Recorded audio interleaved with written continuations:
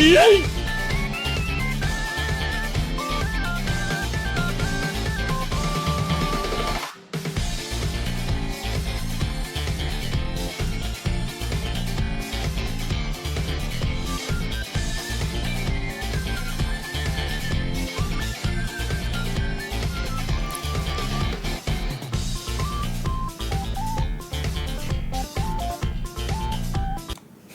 I was like,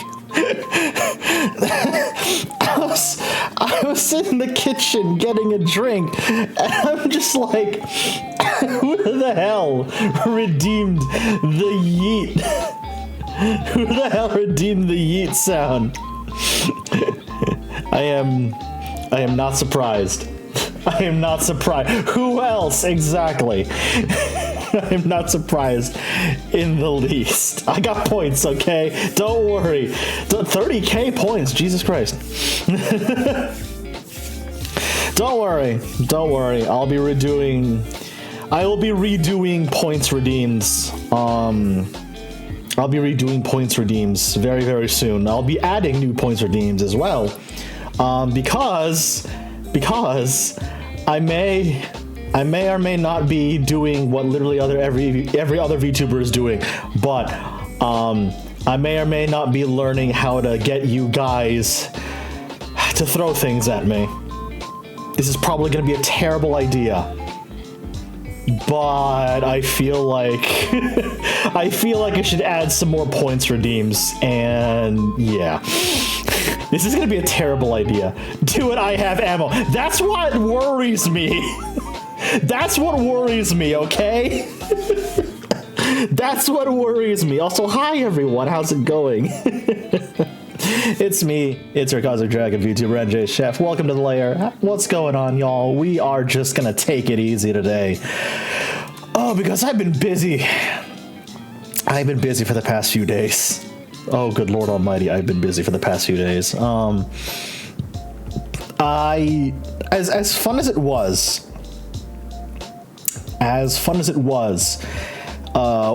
doing the morning stream on Wednesday for the final Monster Hunter Rise digital event, I thought to myself, you know what? I'm gonna have enough time, because that stream's gonna be at 10 a.m. my time. I'm not gonna be on the Snark Exchange for Warhammer 40k Bolt Gun until 8 p.m. my time. And I'm just like, you know what? I can swing that. That's more than enough time for me to rest and relax, get some food, maybe even get a nap in between both streams. That was not enough time. That was not enough time, not by a long shot. I was exhausted.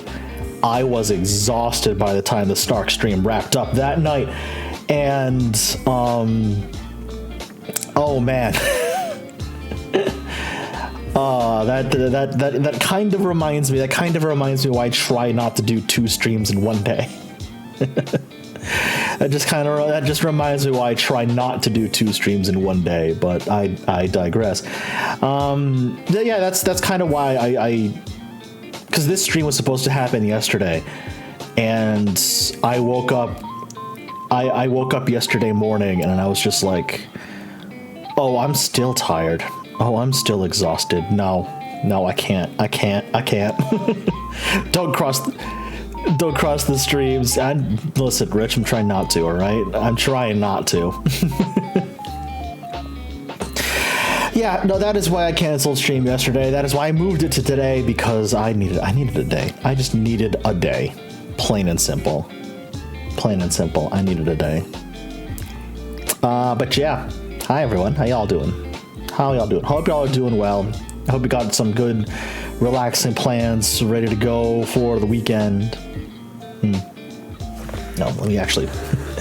I went to get a Gatorade out of the fridge. I didn't even open it before I got to my desk. There we go. I'm a genius. There we go. All right, cool. We're open. We're good. I plan to sleep. Yeah, no kidding. Oh, that's a mood, Yashi. You see some folks doing like 8 streams in a week? I know. It's wild. Like, holy moly, it's wild. I don't know how they do it. You got people like Callie who are just like, I'm gonna go on a break for a month. Psych. Did I say a month? I meant a day. And just streams for a week straight. Like, girl, take a break. Like an actual break, for the love of God. What are you doing to yourself? How do you juggle a week of streams on top of recording for a brand new album? Where does she get the energy from? I don't understand it. Where the hell does she get the energy from? I'd be dead 3 days in. I would be dead 3 days in. Good Lord Almighty. There are 2 Callies. That's got to be the only explanation. That's got to be the only explanation. Oh, man. Oh, yeah. So, in case y'all missed it, what's it called? I tweeted it out earlier today. I posted it to the YouTube community page, to my Discord page, Discord server, and my Coffee page as well. But the gist of it is, I am planning sometime soon. I am planning to do a stream, a week of streams entirely on YouTube instead of Twitch, instead of where I am now. Why? Because gestures to everything Twitch has done in the last 72 hours. Not all of it good. Not all of it good. I don't remember the last time I saw Scarlet scheduled to have a rest day. Oh my God. Yeah, she's another one. She's another one who I'm just like, where do you find the fucking energy? What the hell? Where do you find the goddamn energy? Twitch versus Reddit, who will kill their platform first? God, don't even get me started on the Reddit bullshit. Like, holy cow. It's like people are scrambling, and by people I mean companies are scrambling to quote unquote protect their API by locking the community out of said API, when it's very clear that community interaction is what helped them get as big as they are in the first place. I'm so done. I'm so fucking done. I'm so fucking done. Let me get back on track here. Yeah, I'm planning to do a week of streams off Twitch and on YouTube because of the bullshit that's happening. It may happen next week, it may happen the week after next. I will let you know. I'm leaning towards next week, but that has yet to be finalized. I'll probably finalize plans over the weekend. But yeah, that's what I'm thinking. That is what I am thinking, mostly because it's just so annoying with Twitch and their bullshit at this point. It is so annoying. And honestly, I'm very close. I'm very close to monetization on YouTube. I'm like impressively close. Give me a second. Now I can't show you guys, obviously, because I don't want to leak all my info. But I can tell you with 100% certainty, I have literally one step left to get monetized on YouTube, and it makes me very, very happy. So let's see. Yep, completed. Yes, all right. At minimum, the only step I have left, the only step I have remaining, is I need to hit 1,000 subscribers. And I'm currently sitting, as of right now, I am currently sitting at 737. I am in striking distance.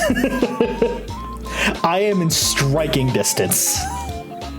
Please, if you are not subscribed, to my YouTube channel, please go there and subscribe. I love you. I would love if you did that. I would love to get monetization unlocked. I would absolutely love it. So yeah, I am over the moon with the fact that I am that close, and that is the only step I have left. So yeah.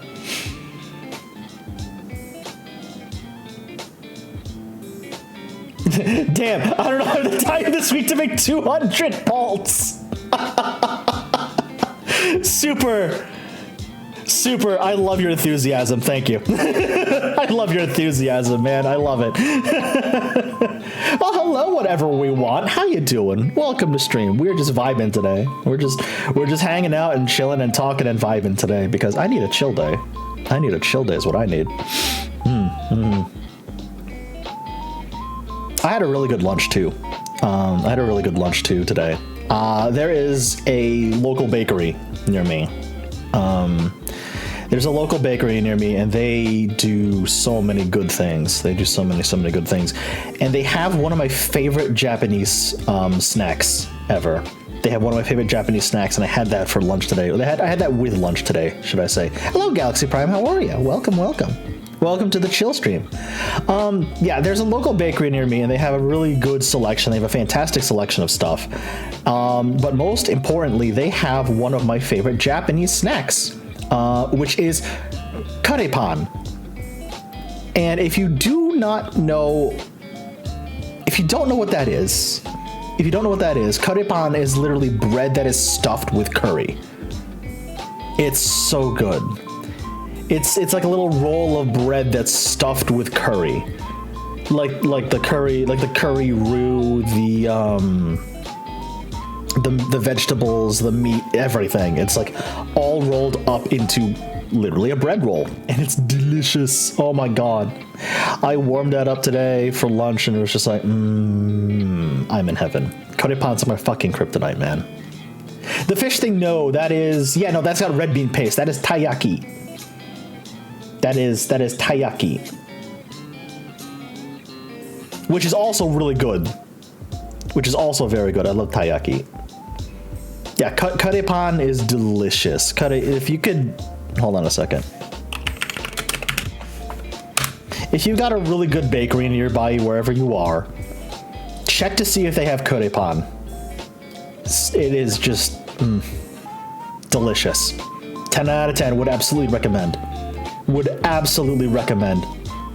Oh, 100%. They also had a selection of excuse me, like more traditional bakery items. They had like danishes and stuff. I had probably the most delicious raspberry and cream cheese Danish I think I've ever had in my life. I'm telling you, this bakery probably knows me by name by now.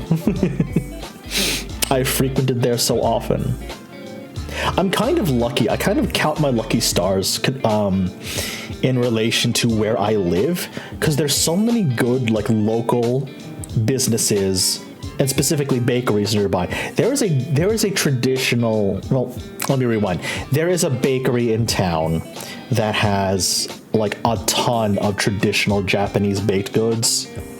Like, I could go there literally right now and I could pick up a Japanese style cheesecake. If you're not familiar with how that differs from like an American style cheesecake or like a traditional style cheesecake, it's fluffy. It's like fluffy and jiggly, because instead of just dumping the eggs into the cheesecake batter, they separate the yolks and the whites, and they'll put the yolks into the cheesecake batter. But what they'll do with the whites is they'll whip the egg whites to like almost meringue consistency, fold those egg whites back into the cheesecake batter. And so when the cheesecake bakes, it sort of poofs and rises, almost kind of like a chiffon cake, but like with less flour. And it is delicious. It's so good. Oh my god, it's amazing. It is so delicious, and like, and they have it, and they fucking have it there.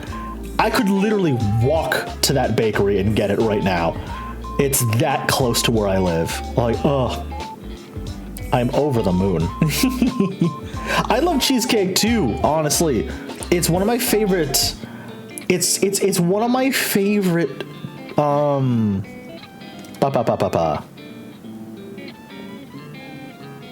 It is honestly one of my favorite things to make, both personally and when I still worked in the food industry. I have so many different cheesecake recipes, like just me, just as a personal, like, at home sort of cook. Like, not even like professionally. I have so many different variations of cheesecake. I've got the traditional, which is my favorite, one of my favorites. That traditional cheesecake recipe, and from there I can just start augmenting it with in whatever way I'd like. I've done a maple cheesecake before, which is admittedly sugar overload, but also very good. I've done a caramel cheesecake before, but I don't do it in the your sort of traditional way. No. You want to know how I do a caramel cheesecake, chat? Strap yourselves in. I'll make the cheesecake batter. I'll blind bake the graham cracker crust. I'll do everything as normal, right? Here's where I start differentiating on things, okay? Here's where I start differentiating on things. I will make a caramel sauce, like a really thick and sticky caramel sauce. And instead of swirling it into the cheesecake batter, like most other cheesecake recipes that have caramel in them will do, what I'll do is I will pour the caramel sauce directly on top of the blind baked graham cracker crust. Like, have it be its own layer. Like, legitimately, like, let it be its own layer. Let that set a little bit. And then when it's set, I'll pour the cheesecake batter on top of the caramel sauce layer. And then bake the cheesecake to doneness. So that when you cut into it, right? When you cut into it, you'll have the cheesecake layer on top, then the caramel layer, and then the graham cracker crust layer beneath that.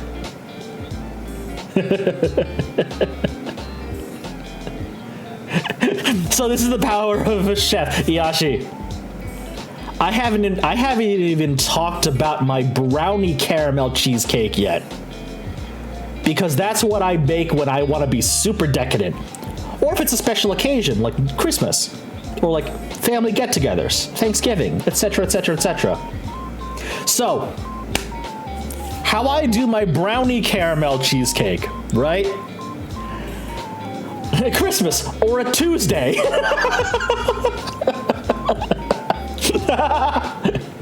So, okay. All right. Chat, are you ready for this? This is probably the most decadent dessert recipe I have. And that's saying something. That's saying something. All right? Instead of a graham cracker crust like you normally do for a cheesecake, right? Instead of a graham cracker crust like you would normally do for a cheesecake, I take that out of the equation entirely. And what I do instead is I'll make a very quick brownie batter.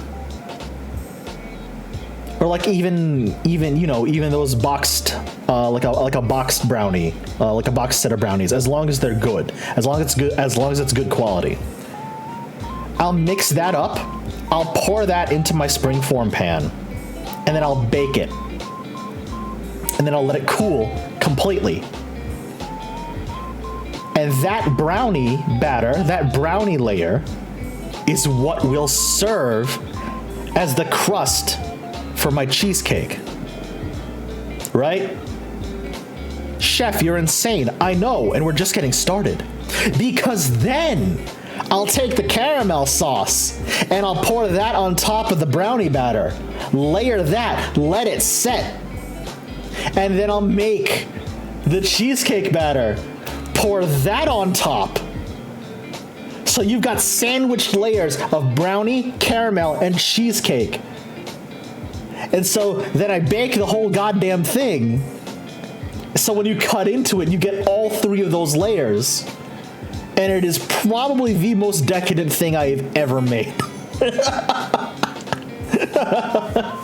It is probably the most decadent thing I've ever made. And you want to know the insane thing? Chat, I don't think I want to stop there. Because a couple of Christmases ago, I actually got, as a Christmas gift, I got a culinary torch. I have like an acetylene torch in my kitchen. All I need to do is grab some gas canisters for it. And the next thing you know, your boy is gonna start making some creme brulee. The possibilities are literally endless. The possibilities are endless, y'all. The possibilities are endless.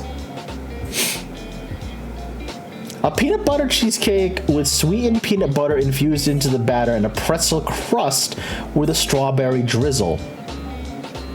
Ooh. Oh, that sounds nice, actually. That sounds really, really good, actually. Hot damn. Yeah, you know what? I like that. I dig that. I dig that. I might try that. I'm not gonna lie. I might actually try that. I might actually try that.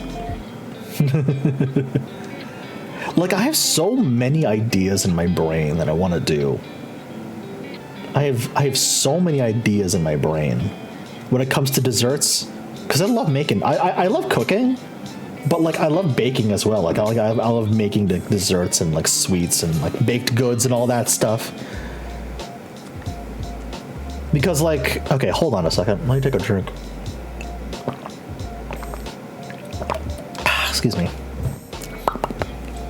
Because one of the things I did when I was in culinary school, and I know I've told the story before, but for any new people coming in, I'm gladly tell the story again, because this is one of my favorite experiences in culinary school, right?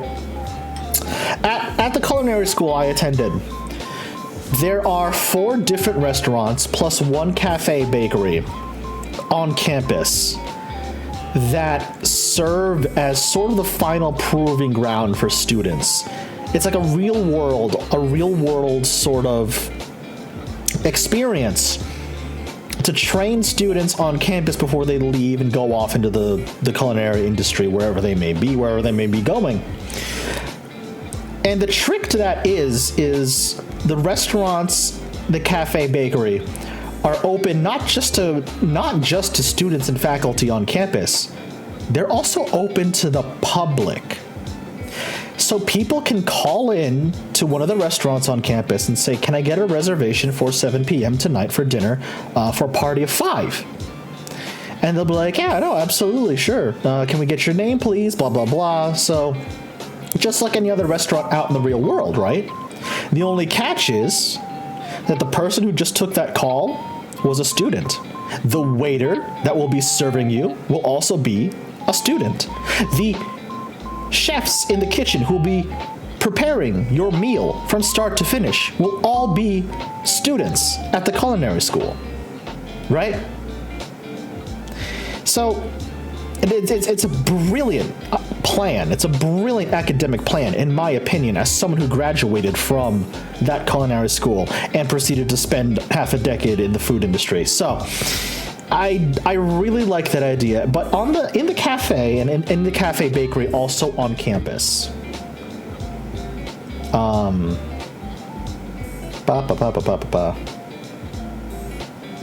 in the cafe bakery on campus. Hello, Perso, how are you?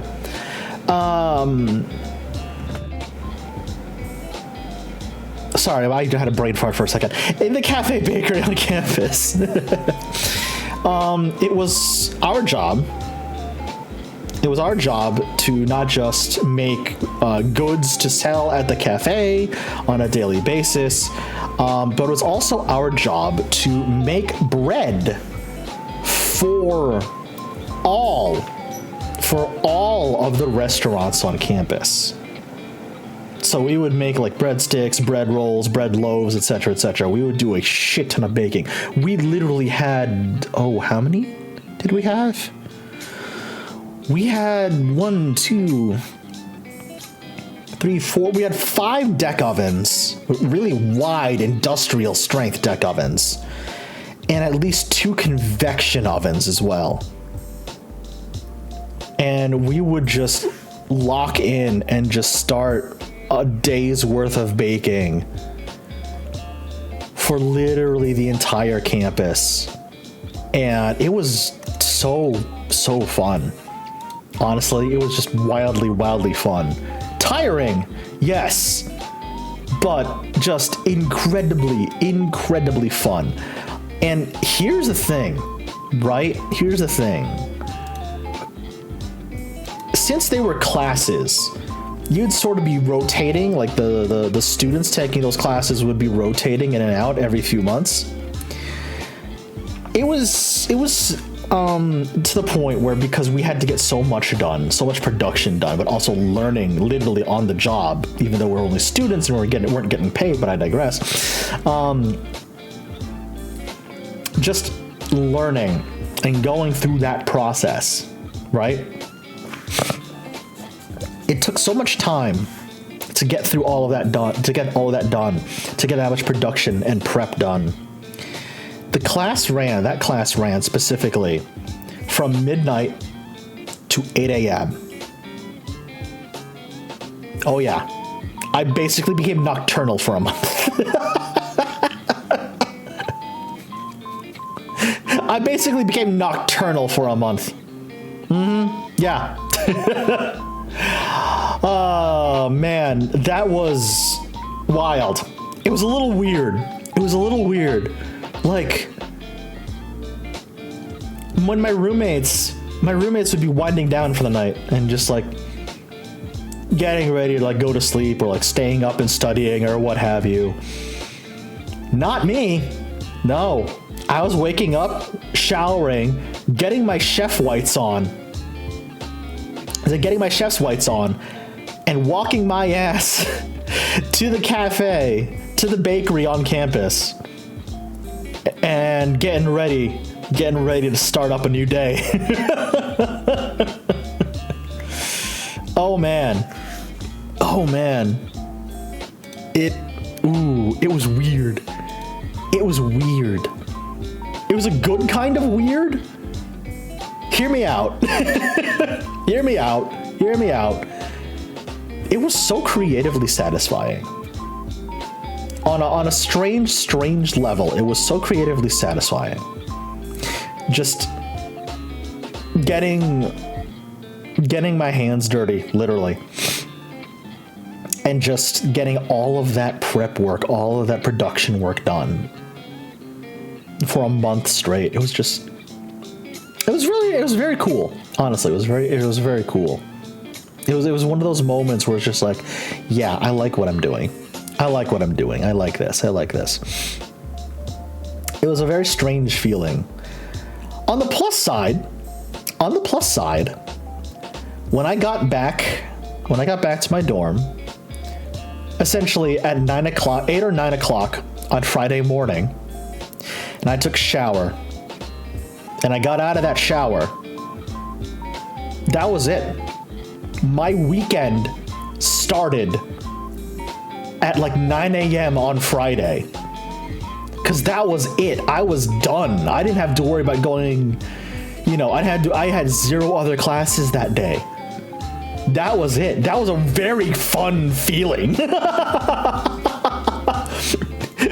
So my roommates would be waking up, getting ready to leave, and going to their own classes, getting to their own kitchen classes, etc., etc.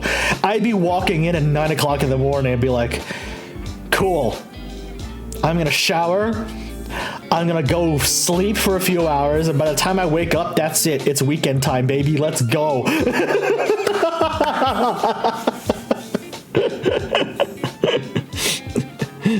It is the one time. There's the one time my roommates would just look at me and be like, "Damn, I wish that were me." And I'd look back at them and I'd tell them, I'm like, "Yo, be careful what you wish for, all right? Do you want to go and bake bread for 8 hours, starting at midnight?" And they'd look at me, and they'd look right back at me and be like, "You know what? On second thought, I'm good." I'm like, "Yeah, that's what I fucking thought." Because the way my culinary school did things, right? The way my culinary school did things is that there were two programs you could follow in associates, because you would have the associate's level education and a bachelor's level education, both of which lasted 2 years. Your associate's level education would consist of stuff like product knowledge and culinary math, because believe it or not, that is a thing. And just like recipe as production, knife skills, etc., etc. All the basics you would have as an intro to culinary life, right? To the culinary industry. And from there, you would progress down one of two paths. You would either do the baking and pastry path, or you'd do the culinary arts path. Culinary arts is literally everything that's not baking and pastry. So you would know how to break down animals, like whole animals. Like you would legitimately learn how to break down a whole ass chicken. You would know what temperatures to safely cook certain meats to. You would know how to handle fish and seafood, stuff like that. The baking and pastry path, you would learn, like how to bake bread, how to do different culinary techniques. Tiny, hello, welcome to the Lair. Thank you so much for the follow. Enjoy your time as a kobold now. Welcome. What was I talking about? Oh yeah, the baking and pastry path was literally just everything else. You would know like how to temper chocolate, how to make caramel, how to do sugar molding, stuff like that. Baking bread, the basics, the very basics of baking bread, desserts, etc., etc. That's the path I went down. Right? That's the path I went down.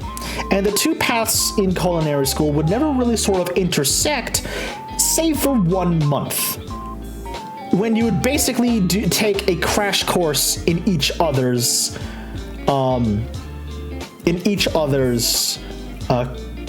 career path, right? So there was a month where us baking and pastry folk would go onto the culinary side and learn like basic knife skills, and all that jazz, like product knowledge, stuff like that. And then all of the culinarian sides would go on learn stuff with the baking and pastry stuff, and it was just really funny. And I don't know how this happened, because in my first 2 years of culinary school, I don't know how this happened, but my roommate would always be on the culinary side, and I was the baking and pastry person. And it happened for the first 2 years straight, and I'm just like, how does this happen? So they would come to me for like advice. It's just like, how the fuck am I supposed to do this now?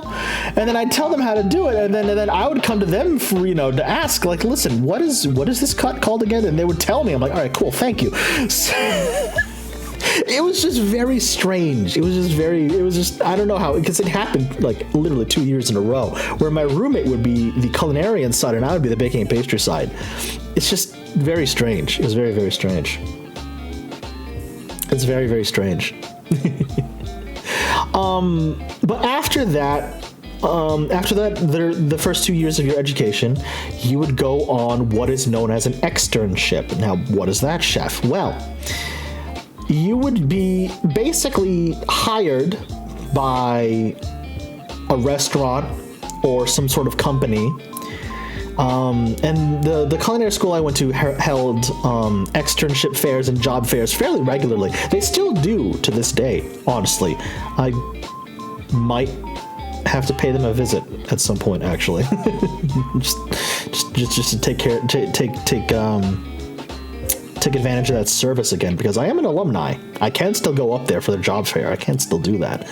But you would go out and you would spend 3 to 4 months in the industry, in the real world, getting your hands dirty, paying your dues, as it were, in a real world job environment. And that would be like that externship, honestly, was like the make or break for a lot of people at culinary school. Some people would either leave for externship, and most people would never come back for one of two reasons. One, they just decided maybe this career path's not for me. That's fine. That's entirely fine. Or two, because they fit in so well with their job at extern that they decided instead of coming back for bachelor's, they would just stay there. They would just stay. They would essentially graduate and just stay with their job permanently, which is cool. You know, that's also very fine, and I consider them the lucky ones, honestly. But if you decided like me that after externship you would return to culinary school and complete a further 2 years for their bachelor's program, then that is entirely up to you. That's entirely optional, believe it or not. At least at the culinary school I went to, it's entirely optional. But I took that option because I wanted a well-rounded education, right? And so what the bachelor's program entails, that's the word I'm looking for. I can words, guys, I swear. So what that entailed at my culinary school was like literally learning all the behind the scenes stuff about owning a restaurant, running a restaurant, how to advertise yourself, how to effectively, you know, draw people in, hire them, front of house, how to run front of house, how to run back of house, management skills, stuff like that. Later on, they would go on to add very specific branches in their bachelor's program, specifically for food science and specifically for hotel and resort management, which is a big part of the food and entertainment industry, let me tell you. So it's just really, really cool. I highly, highly recommend. Honestly, if you want my opinion, this is only one person's opinion. If you ever want to dip your toes into the culinary industry, go to culinary school. Specifically, go to the one I went to. Should I? Yeah. Okay. You know what? Yeah. No. I'll name drop it. I'll name drop it mostly because you're not gonna get context if I don't. The Culinary Institute of America is where I went. Highly recommend. Highly recommend. There's a lot of wonderful teachers, a lot of wonderful chefs there. A lot of really wonderful chefs there, honestly. A lot of really, really wonderful chefs there. Yes, the CIA. Unfortunate acronym, I know. Unfortunate acronym, I know. But legitimately one of the best goddamn culinary schools in the country. One of the best goddamn culinary schools in the country. I will tell you that from experience. Legitimately one of the best goddamn schools in the country. Unfortunate. Listen. Legitimate question, what even is a kobold? Like, I know they and dragons are almost hand in hand in lore, but I have no idea what the difference is outside of size. That's actually I can answer that. Kobolds are sort of like draconic beings. They're not full dragons, but they are descended of dragons, depending on what kind of lore you're reading, what edition of D&D you're reading from, or whatever lore your DM has decided to craft for that world, for that campaign. Kobolds, in general, let me just give you my base descriptor of kobolds. They are small, not really exceeding maybe 4.5 feet in height. Draconic humanoid beings that live both in close proximity to and sometimes in service of true dragons.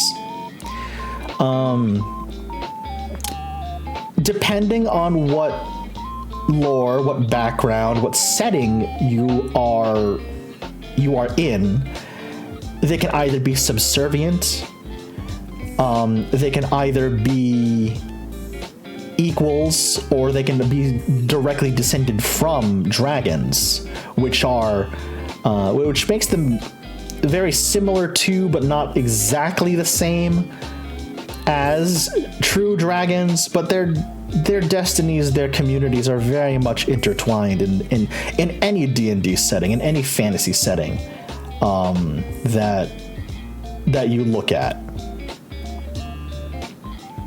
traditionally, they get a little dragon blood as a treat. Traditionally, kobolds are seen as like followers of true dragons. Puntable. Is that why I'm a mod? Congratulations, Yasha, you figured it out. You finally figured it out. The way I like to make the distinction is because there's really, if you think about it, there are sort of three quote unquote tiers to draconic entities in Dungeons and Dragons, or at the very least in fantasy settings. Kobolds, and I look at it this way. I look at them being kobolds, dragonborn, and then you have the true dragons above all of them. Because traditionally, kobolds are subservient or live in harmony with true dragons and dragonborn. Dragonborn are like your traditional sort of anthropomorphic sort of dragons. They can be either the offspring of a human and a true dragon, or they could be more sort of descendants of true dragons who decided to take a humanoid shape. And then, of course, the true dragons are the true dragons at the top of the food chain. Of course they are.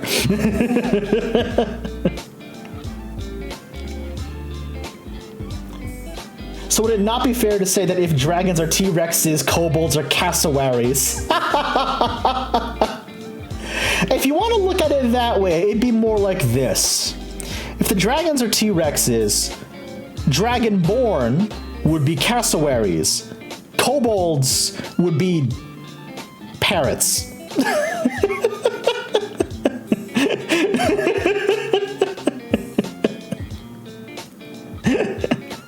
Because believe it or not, if you look at the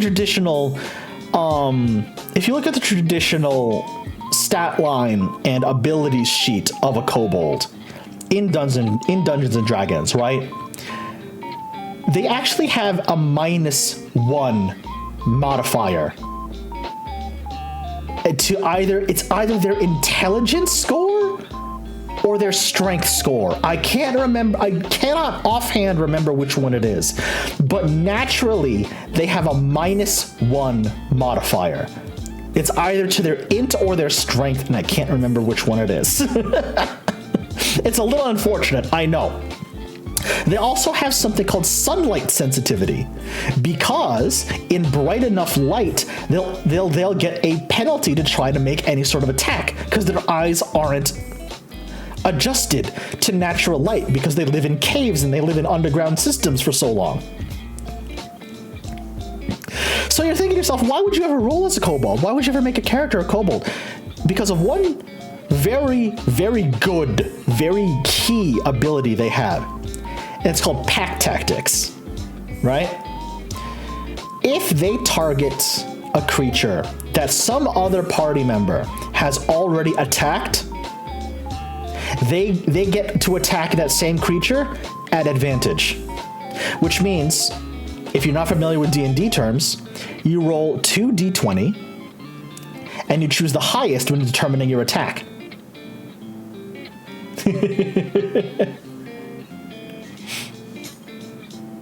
This is a crazy average computer nerd description. I mean, yeah, you know, it could be.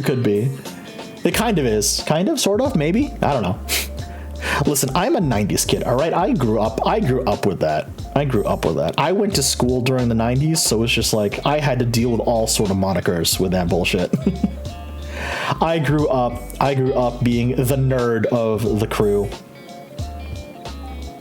I grew up as the nerd of the class, absolutely, 100%. Because I had glasses. I still have glasses. Why am I saying had? I still have glasses.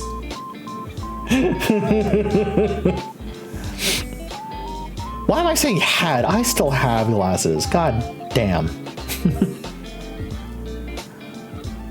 I'm old, all right? I'm old. Fucking hell, I'm old. So it's just like, yeah, I was the nerd of the class. because I would always get I would always get like really high marks on tests. All of my hobbies involved like shit like comic books and all that stuff. God help me when I discovered video games. Oh my lord. God help me when I discovered video games. It was literally, I think it was literally towards like the middle to the end of grade school is when the Pokemon craze really started sweeping the nation and really started gaining super popularity, viral popularity, one might say today, right? So it was around that time where I discovered video games, and I got a Game Boy, I got Pokemon for the very first time. I discovered the joys of Pokemon. Red version, by the way. Like every other one of my friends was picking blue. And I picked red because I wanted to be the odd one out. And also because I thought Charizard looked cooler than Blastoise. I'm sorry. But I still think to this day Charizard looks cooler than Blastoise. I'm sorry. Which is why I picked red instead of blue. Which is weird because I didn't even pick Charmander as my starter. I didn't even pick Charmander as my starter even. No. I picked Bulbasaur. And that started the long-standing tradition I have to this day. Whenever I pick a mainline Pokemon game, I always go for the grass starter. No questions asked. I always go for the grass starter, no matter what. It is a tradition I have held since Red, and it's a tradition I will continue to uphold for every single mainline Pokemon game that comes out.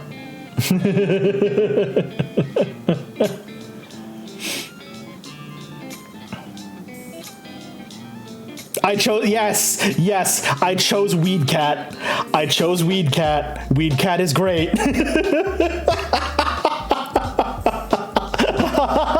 Weed Cat is great, all right? Weed Cat is fantastic. I always thought I had a Game Boy in a cage to keep kids from stealing it, probably. And what that game was varied, but sometimes it was yellow. Very nice. I guess my first exposure to the Pokemon game was Pokemon Yellow. Oh, that's cool. Perso, that's neat. Also, hi Warlock, how are you? Yeah, no, I will always choose a grass starter in a Pokemon game. Unless it's a Pokemon game that doesn't have the traditional 3-starter system. Like Let's Go Eevee, for example. You know, I went with Eevee instead of Pikachu because I like Eevee. As cool as Pikachu is, like I understand. Pikachu's the face of the franchise. I get it. I think Eevee's cuter. I think Eevee is cuter. That's why I went with Eevee. Instead of Pikachu. I think Eevee is cuter. I did play Pokemon Yellow. What other Pokemon game doesn't have the traditional 3-starter system? Pokemon Coliseum didn't. Was it Pokemon Coliseum? Or was it its sequel? The one where you either picked Umbreon or Espeon. Blah, blah, blah, blah, blah. That one. And also, if you're wondering to yourself, Chef, does that mean you picked Rowlet twice? Yes, I did. Technically, 3 times. Once for Sun, once a second time for Ultra Sun, and a third time for Pokemon Legends Arceus. Which, by the way, still probably my favorite Pokemon game ever at this point. Give me more games of Pokemon Legends Arceus, please.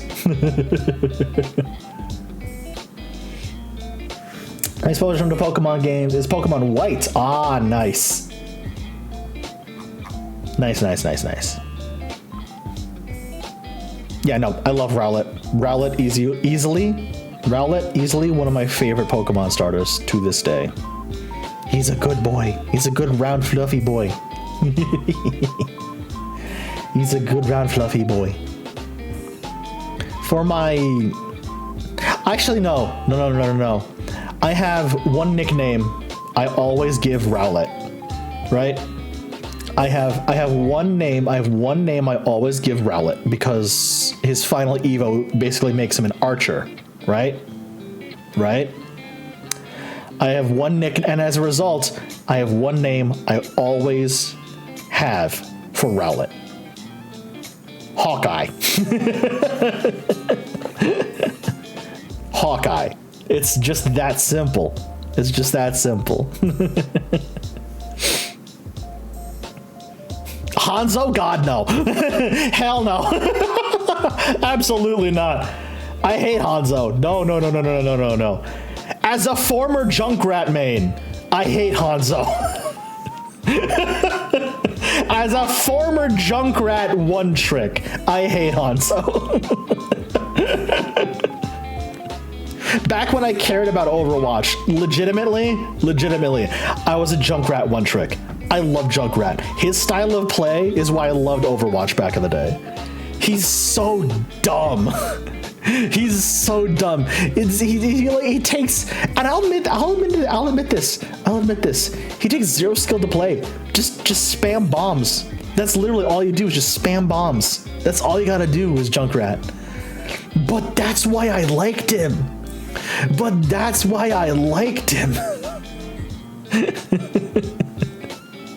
Zero brain cell. Just hold down left click and reload when you need to. And just watch people die to explosions.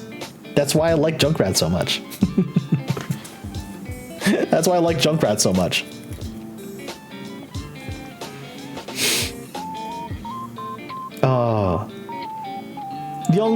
I think the only other person in head empty only boom exactly. I think the only other Overwatch hero that had more playtime than my Junkrat. Oh God, was it Zenyatta or Orisa? Head empty only boom. Wait, no. Nice. Speaking of nice, it's June 9th today, which means today is 6/9. Nice. It's a nice day. It's a nice day.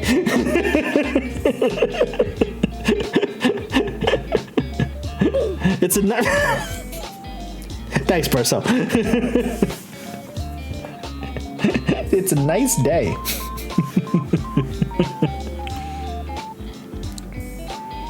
Oh man.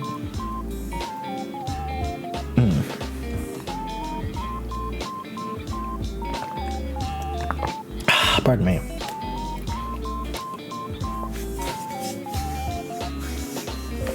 I didn't realize the joke could be made until you made it.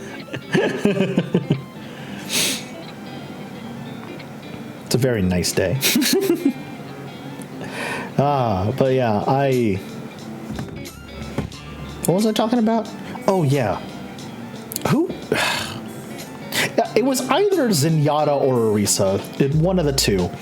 The only other hero that had more playtime than my Junkrat. I got really good at Zenyatta.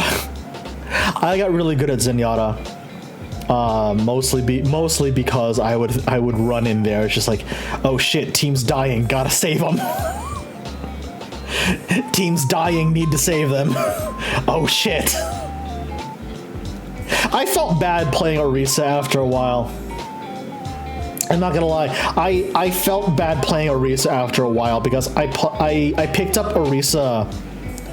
I picked up an Orisa when just stacking barrier champions was the meta. So you would run like Orisa, Reinhardt, and what's his face? That one Talon hero who's literally just throws a barrier out there. What the fuck is his name? But yeah, no, I picked up Orisa when just stacking barrier champs. Sigma, thank you.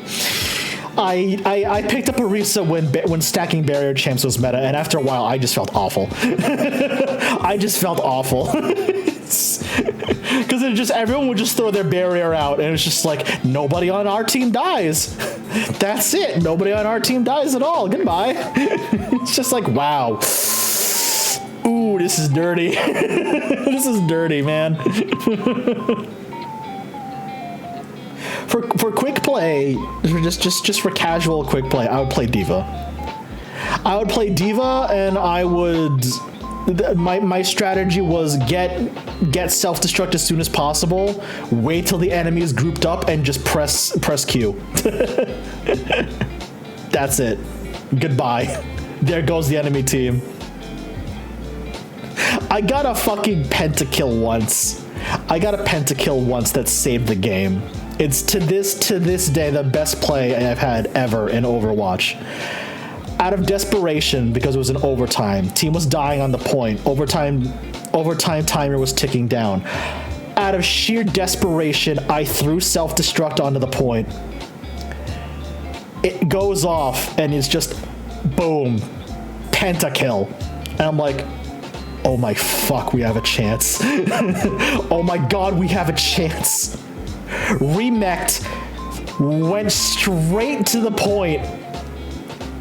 And I was just tanking shots from their last person. I think it was a soldier. Their soldier was the only other person who survived. The rest of my team comes in. We clear the soldier off point. Overtime ticks down and we win. I'm just like, holy fuck. I did it. That's it. I need to quit playing Overwatch now. I'm never gonna stop. I'm never gonna top this one moment. I'm never gonna top this one play of the game, which was play of the game, by the way. Oh man, God. And the enemy team was so mad. The enemy team was so mad. They were in all chat. In post game. The salt was real, and I was just sitting there laughing. I was just sitting there laughing because it was just like, oh, this is great. Oh, it was so dumb. It was so dumb. God. I don't play Overwatch anymore. Or Overwatch 2, rather. No, I didn't even bother. A lot of my friends are just like, Chef, you need to join us again. Come back and join us again. I'm just like, I don't know. I don't feel like paying for a game that is essentially Overwatch 1.5. It's not for me. I don't want to give Blizzard that sort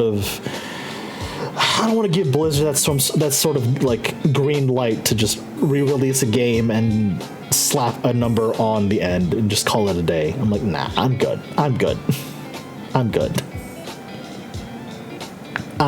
thanks. Oh, God. It just reminds me of, like, there are so many games where I played them for such a long time, and I stopped either because I just lost interest or the community is awful. League of Legends is definitely a game where I stopped playing because the community is awful. Oh, buddy. Oh my god. Ooh, let me tell you.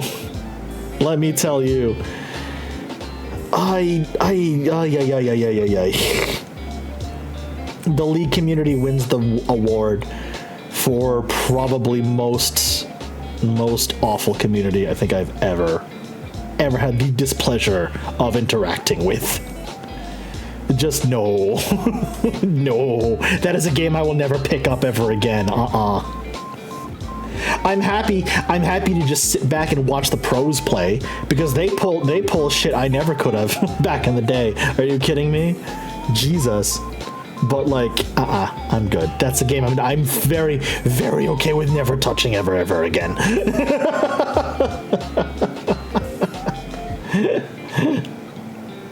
Oh, Mimikyu. I love Mimikyu. Mimikyu is one of my favorite Pokemon.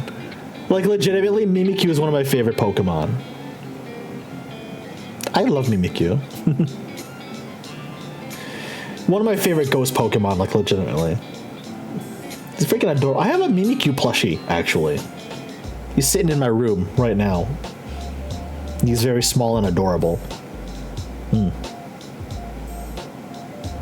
Legitimately one of my favorite Pokemon. Mimikyu, Rowlet, Turtwig. I love Turtwig. Turtwig is another one of my favorite Pokemon. He's a small little turtle boy. I love him. Mimikyu is friend shape. He's behind you. Oh no. Turtwig is another one of my favorite Pokemon. He's just tiny, small little turtle boy. I like him. He's a small little turtle. I like him. I like him. I like him. Oh, God Almighty. That just talk about tonal shift, because that just reminded me of something awful. Awful but funny. Awful but funny. One of the first streams I did as a VTuber was a Pokemon Smasher Pass.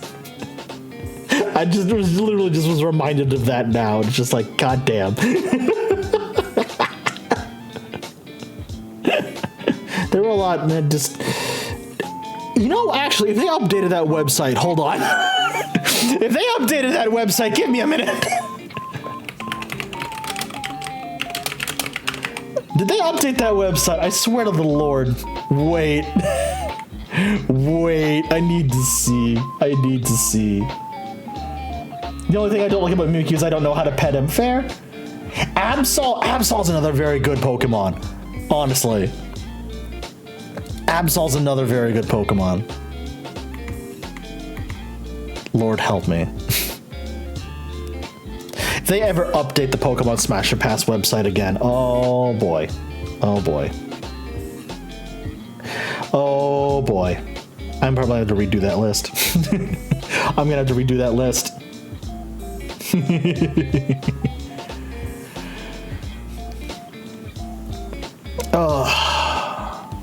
Who's another one of my favorite Pokemon?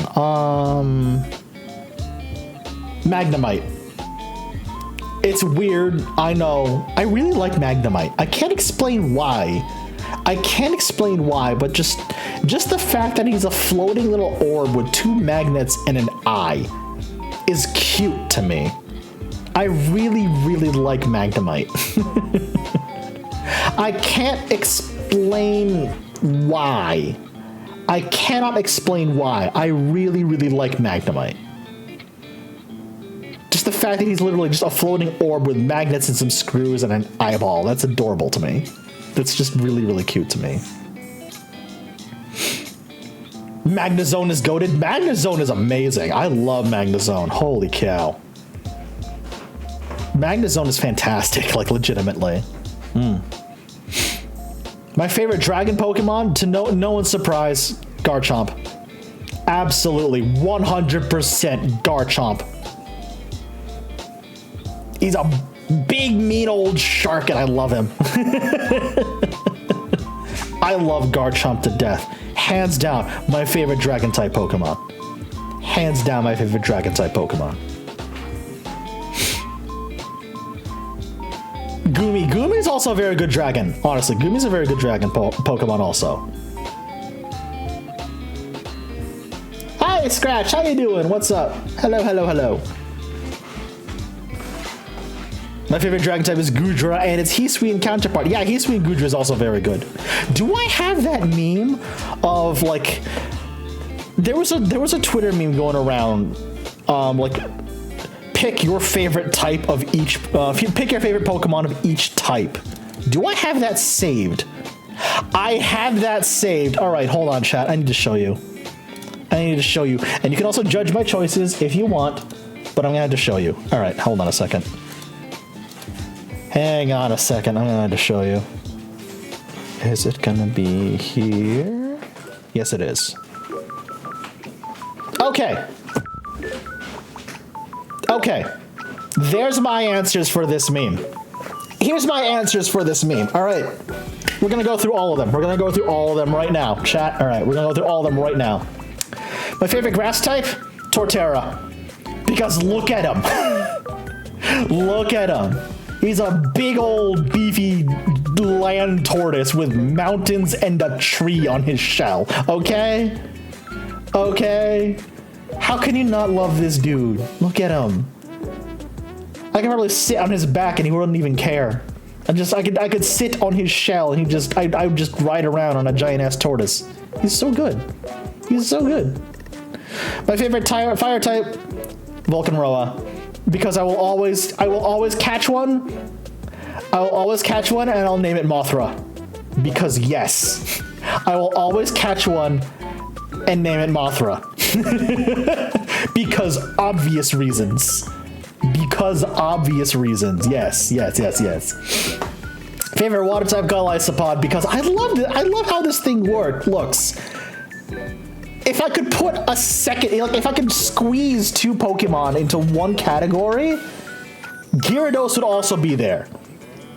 If I could squeeze two Pokemon into one category, Gyarados would also be there because Gyarados has hard carried me through many different iterations and Pokemon generations. Gyarados, if I can't get a Golisopod, I will throw Gyarados in there because Gyarados is legitimately one of my favorite Pokemon ever. Normal, Eevee. Don't care about stats, don't care about like what he evolves into. No, Eevee is there because Eevee is small and cuddly and adorable and cute. And I want to pet him. That's the only reason Eevee is there. Yes. That's the only reason Eevee is there. Favorite electric type? As much as I love Magnemite, as much as I love Magnezone, Luxray. Holy moly. As much as I wanted to put Magnemite or Magnezone here, Luxray hits like a fucking truck. Luxray also has the advantage because it can learn Ice Fang, which covers for its ground weakness. So yeah. Luxray is there because it can learn Ice Fang, which covers for its ground weakness. So yes. Yes, that's why Luxray is there. Psychic, I love Galarian Ponyta because like it's a unicorn. It's a unicorn and it's adorable. And it's pretty and look at that. Because yes.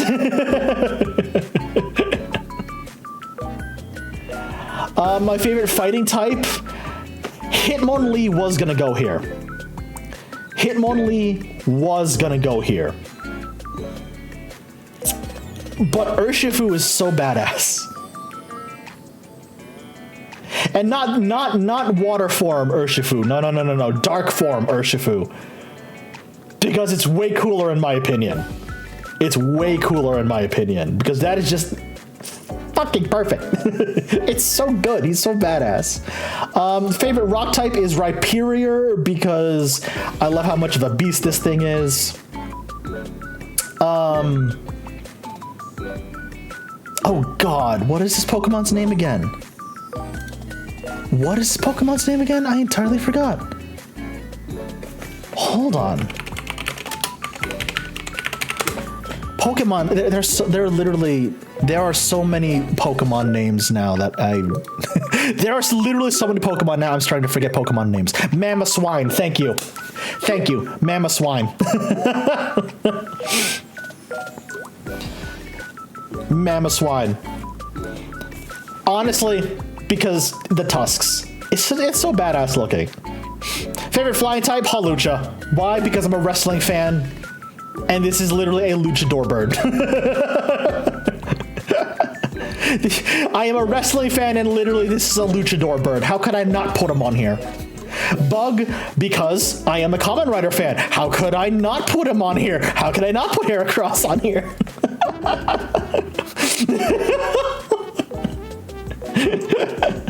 Also, there's a case to be made that either Hawlucha or Heracross could also be my favorite fighting type. Like, legitimately. Legitimately. There's a case to be made that both Hawlucha and Heracross could also be my favorite fighting type Pokemon. Like, hands down. Crocodile for Dark is nice? Yeah. Crocodile is really, really good. He hits so hard. That's kind of why I love him. And also, I just love how he looks. He's a big, mean alligator. He's so good. I love him to death. Yeah. Favorite poison type is Salazzle. Because of how sassy she is. I love her. She's fantastic. Salazzle is very good. Also, her attack stats are through the goddamn roof. I mentioned it before, but my favorite ghost type is Mimikyu. Because he's a good boy. Look at him. He's cute. He's small. And he just wants a hug. And if you don't give him a hug, he'll drag you into the void. It's fine. Don't worry about it.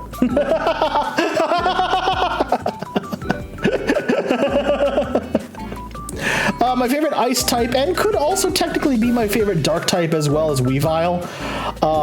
Just because I love how fast and how powerful this thing is. He's fragile as hell, but oh my god. If you let him run roughshod over someone's team, he could make a chance. He can make a good chance for just dealing massive damage to someone else's team. And that's why I love Weavile. My favorite steel type, Metagross. Not even a question. It's Metagross. Just because he's one of my favorite design-wise, he's one of my favorite looking Pokemon. He's just a chunk of metal on 4 legs, who also happens to have the IQ of a supercomputer. Adamant Nature and Moxie Crocodile is busted. Yes. Yes, it's ridiculous. It's ridiculous. Again, I said it before, but my favorite dragon type, yeah, it's Garchomp. It's Garchomp. Yes. This is a Pokemon I love to death, and if you tell me that Geibel is going to be in a Pokemon game, that just means at some point my team is going to have a Garchomp. And as soon as I can get a Geibel, the Garchomp is going to be a perma addition to my team. He will stay there on my team because I fucking love Garchomp that much. And my favorite fairy type, Gardevoir. Fairy type is Gardevoir. But yeah, those are all my answers. Favorite Pokemon of each type, those are all my answers right here. That's it. That's all of them. Again, for water, it's either Golisopod or it's Gyarados. Literally, a case could be made for both. Because Gyarados is just hilariously good. You could switch both Galarian, Rapidash, and Gardevoir. Yes, they are both Fairy Psychic. Yeah.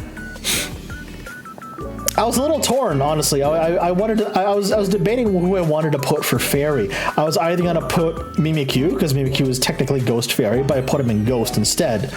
Which left either, in my mind, for my favorite fairy type, it was either gonna be Gardevoir or it was gonna be Sylveon, and I chose to put Gardevoir here instead. My favorite Gen 1 Pokemon is Growlithe. Growlithe is very good. Growlithe is very good. Yes, I agree. My favorite Gen 1 Pokemon, legitimately, Pidgeot. My favorite Gen 1 Pokemon is legitimately Pidgeot.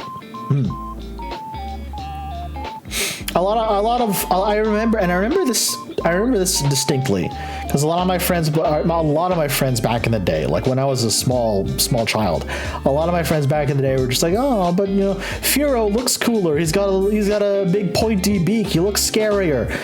I didn't care. Pidgeot to my mind is Pidgeot to me, right? Pidgeot to me is cooler than Furo.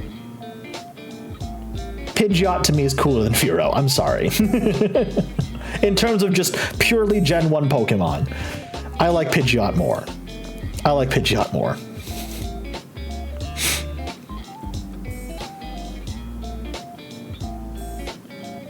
Gen 1 has a couple of good friend-shaped. Yes, Gen 1 has some really good friend-shaped Pokemon, like legitimately. Dratini, friend-shaped. Lapras, also friend-shaped. Lapras could also make a case for being one of my favorite water Pokemon, I'm not gonna lie. Like, if I need a really good tanky Pokemon, I'll throw Lapras in there. If I don't already have a tankier Pokemon, like a Snorlax. Because Snorlax is either Snorlax or Blissey. If I need a super tanky Pokemon, it's either going to be a Snorlax or Blissey. One of the two. Snorlax is also a mood.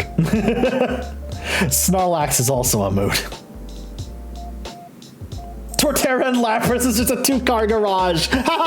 Nice. My first shiny in Violet was a Dratini. Oh, Galaxy, that's so nice. That's so good. I still haven't found a fucking shiny. I don't know what happened to my luck. I still haven't found a shiny in Pokemon Violet. Meanwhile, my Pokemon Legends Arceus file, I literally have like 8 or 9 shinies in the ranch. Like, what the fuck? I think I burned all my shiny luck on Legends Arceus. Because I have yet to find a single shiny in Violet, and it makes me mad. I don't know what happened to my shiny luck, man, but like, good lord.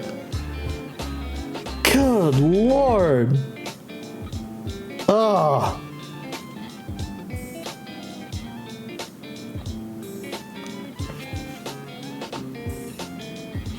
I got to see a battle where Blissey got outstalled by Rotom Wash. Wait, seriously? Oh my god.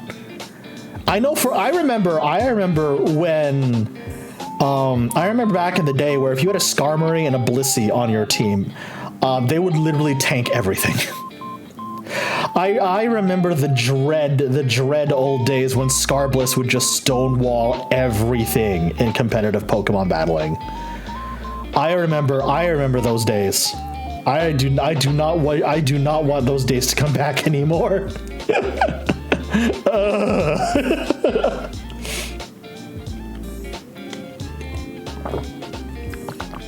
Oh, that's right, Fetch. Yeah. You're right. Scarlet and Violet have connectivity to Pokemon Home now. You're right. I can start moving people now. Oh, that's gonna be great. Yes. Excellent. I'm gonna have silly teams in Violet now. Oh god, I'm gonna have silly team combinations in Violet now. Let's go. Time to dust off my Violet file. Yeah. Oh man, I'm gonna have silly team combinations of Violet now. Hell yeah. You'll love to see it. But yeah, I've literally, Pokemon is one of those game series where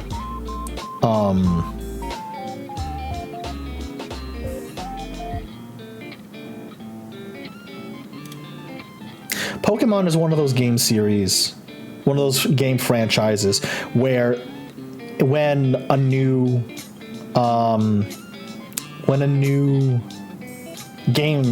installment of the series comes out, I'll get it. I'll 100% get it. Legend of Zelda too, honestly, because as you can see with the Tears of the Kingdom brain rot I have lately. Ha!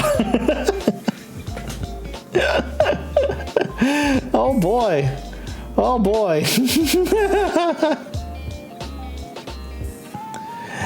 Legend of Zelda and Pokemon are the two like game franchises that I will buy and play a new installment of the game when it drops, like 100%. And Metroid too, honestly. I did the Prime Trilogy. I played Dread when it came out. Dread was a fucking fun game. Oh my god. Difficult? Yes. Still fun as hell? Absolutely. God, Dread was so good. God, Metroid Dread was amazing. Holy cow. Give me more Metroid games like that, please. Ooh. Give me more Metroid games like that. My lord. I can say with 100% confidence now, chat, by the way. Because for the longest time, my favorite Legend of Zelda game of all time was Wind Waker, immediately followed by Majora's Mask.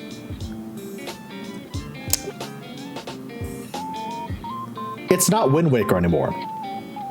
It's not even Breath of the Wild anymore. I'm not even finished with Tears of the Kingdom, and I could say with 100% confidence, Tears of the Kingdom is better than Breath of the Wild. Like that is not even an argument in my mind. That is not up for debate in my mind. I haven't even finished Tears of the Kingdom yet, and I still say Tears of the Kingdom is better than Breath of the Wild. 100%. 100%.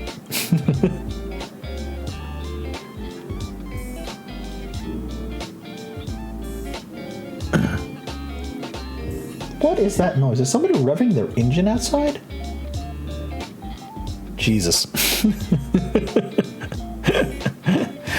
There is one downside to where I live.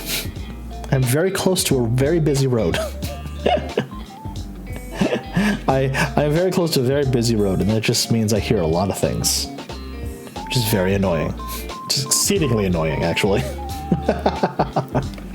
The only Zelda game I've played has been Twilight Princess, and I never finished it. I want to get all the heart pieces before going to the Twilight Realm. Smart. My sister has plans to get Tears of the Kingdom. Yes. Good. Good. Good. So, I did something last night, speaking of Tears of the Kingdom, just playing on my own. I did something last night. It was a very, very tough fight. Right? It was a very, very tough fight. It took so many resources. But, chat, guess what I did last night? I took down my first Gleeok last night. I took down my first Flame Gleeok last night. Jesus Christ, those things hit like a cement truck. Oh my god, they hurt.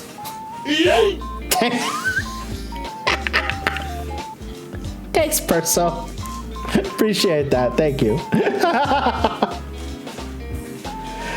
Fun fact, if you wonder why we're only getting a Metroid game once a decade, Metroid lifetime sales for all games are around 22 million. Tears of the Kingdom sold 10 million in its first 3 days.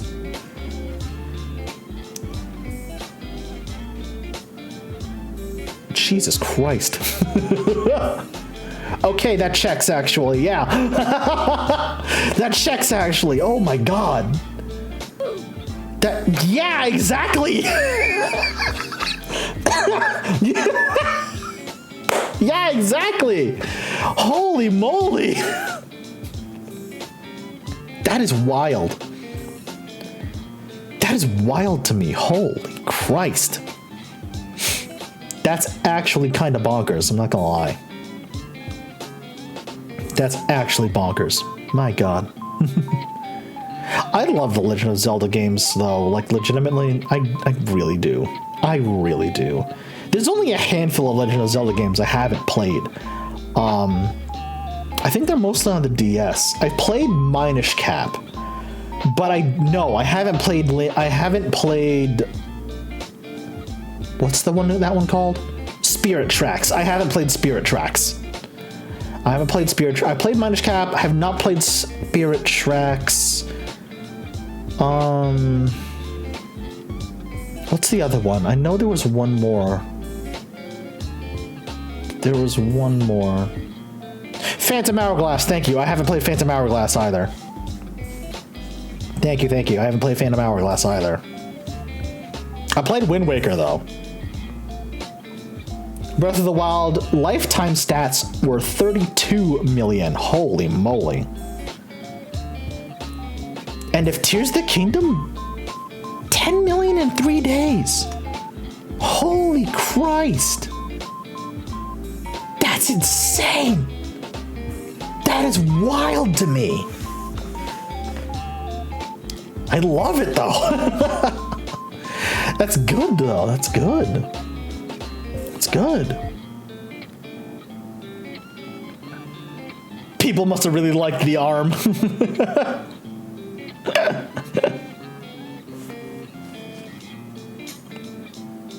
Oh man, absolutely incredible, absolutely incredible, absolutely incredible. Mostly what I'm doing off stream now in terms of Tears of the Kingdom, most of what I've been up to is hunting down shrines and hunting down shrines in the overworld, and also in the same token, hunting down light roots in the depths. Because I know I need to unlock more light roots. Because oh my god, I got the overworld map done. I have not gotten the fucking depths entirely mapped out yet. That is an ongoing project, shall we say? That is an ongoing project. That's why Nintendo is so different to make Prime 4 exceptional, because Prime's been the best selling of the Metroid games, even with the release of Dread. Oh, I see. Also, hi, what up, son? How are you? How's it going? How you doing? That also checks, honestly. That checks out. Prime is one of my favorite Metroid games. Like, legit. Prime is one of my favorite Metroid games. Sorry I'm late at making pizza. No worries, dude. No worries. Also, yo, pizza. Hell yeah. Let's go. Dread actually beat out Prime 1's lifetime sales, unless you're counting trilogy or remakes. Oh, I see. I played a smidge of Other M. Oh my god. As a Metroid fan, I just have to say, Other M is so disappointing. As a Metroid fan, I just had to say, Other M is so disappointing. I'm just, that game could have been so good. That game could have been so good, but it wasn't. That game could have been so good, but it just wasn't. It made me so sad.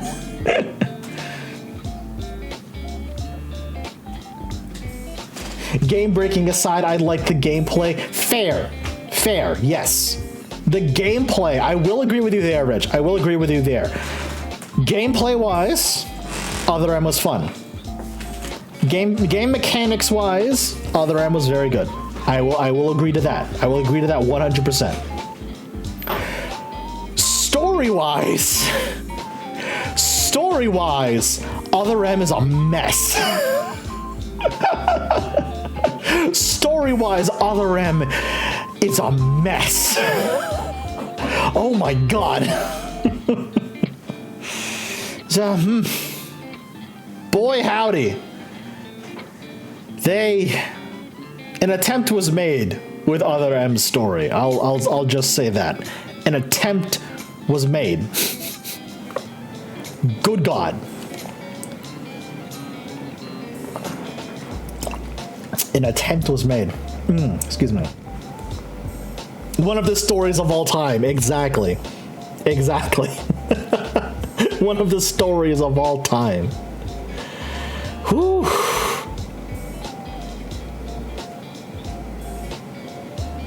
Oh my goodness. What other games am I like really invested into, like game series wise? Let's see.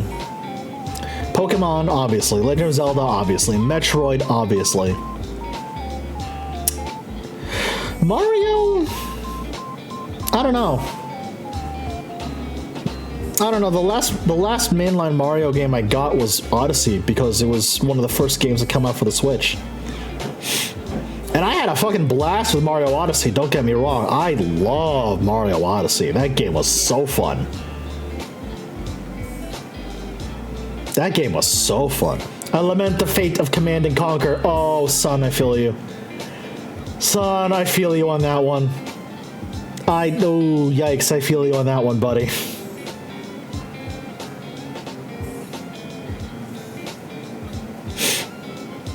I feel you on that one, dude. Oh, God.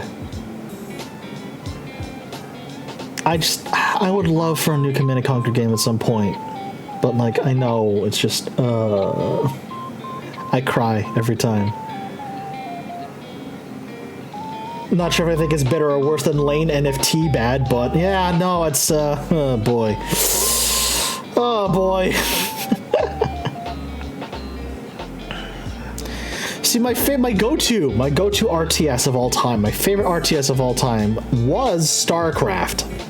I loved StarCraft, but like, I don't want to support Blizzard anymore. I do not feel comfortable supporting Blizzard in any shape or form anymore. That's why I stopped playing. That's why I deleted my Battle.net account. It's why I stopped playing Overwatch. I just don't want to. No, I can't. I cannot in good conscience support Blizzard anymore. I cannot. I cannot.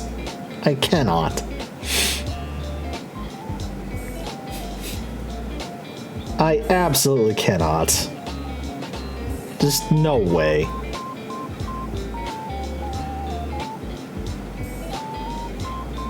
It's like you want to play Overwatch. Is the game playable still? I have no idea. I don't even know, man. I don't even know. I've stopped keeping up with any sort of news or updates from Overwatch 2 because I just do not care anymore. Like, legitimately, I am done. I am done. Or were they even thinking making the game 5v5? Right? Right? What was the point of that? And thank you. Yeah, no, yeah, and the canceled PvE as well. The canceled PvE, literally the point of making Overwatch 2. The thing they said would happen at launch, and we're definitely gonna make a PvE mode for this game, guys. We super hardcore promise. And they just did no. No, we're not anymore. No, we're not anymore. And I'm not even kidding. I'm not even kidding, chat. I'm not even kidding. That would have been the thing to make me pick up Overwatch again, was the PvE mode. Legitimately. If the one thing that would have made me reinstall Overwatch was gonna be that PvP mode, and then they canceled it. And then they just canceled it. Like, fucking A, guys. Like, fucking A.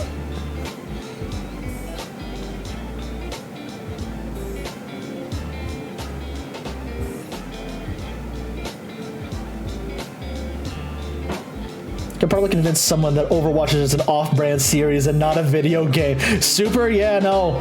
You probably could, honestly. You probably could. It feels like Fortnite. We're totally going to use this Battle Royale mode to fund our PvE story. That's also true, but I feel like the Fortnite people... I feel like Fortnite just is leaning directly into Battle Royale at this point. I feel like Fortnite is just hardcore leaning into Battle Royale and like, let's see how many other different characters we can stick into this game. Because holy shit. Fortnite, legitimately, Fortnite is starting to become what people thought Smash was going to become. Like, y'all thought you were getting Goku and Optimus Prime, and Master Chief and Smash Brothers? Nah, Fortnite.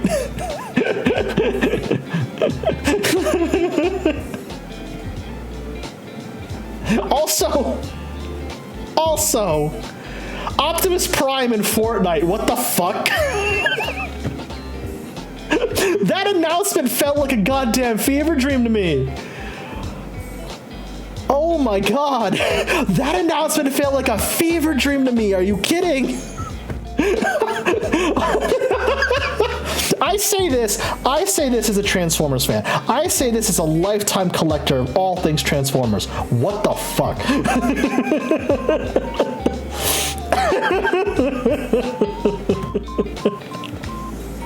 You haven't animated until you headshot Vegeta with an M6.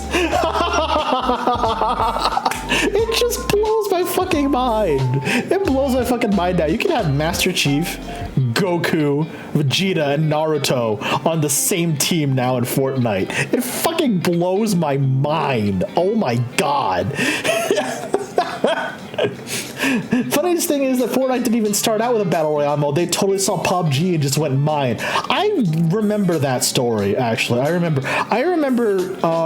Christy from the New York Snark Exchange when she was explaining explaining that to me and Tom when we were playing Squad, Fortnite, when we squatted up for Fortnite on the New York Stock Exchange that one time. That one time.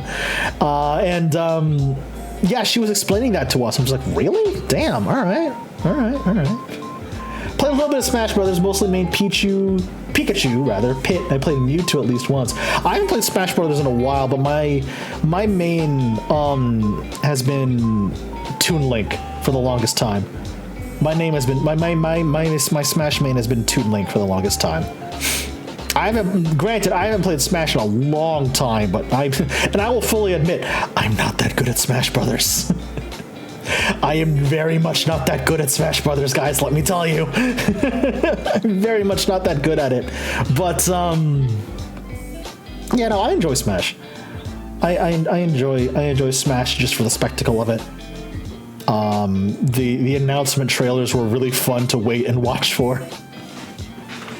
My friend group specifically lost their collective minds when Terry got into Smash Brothers. Oh my lord, we fucking lost it. We fucking lost our collective minds when Terry was announced for Smash. We're like, let's fucking go. And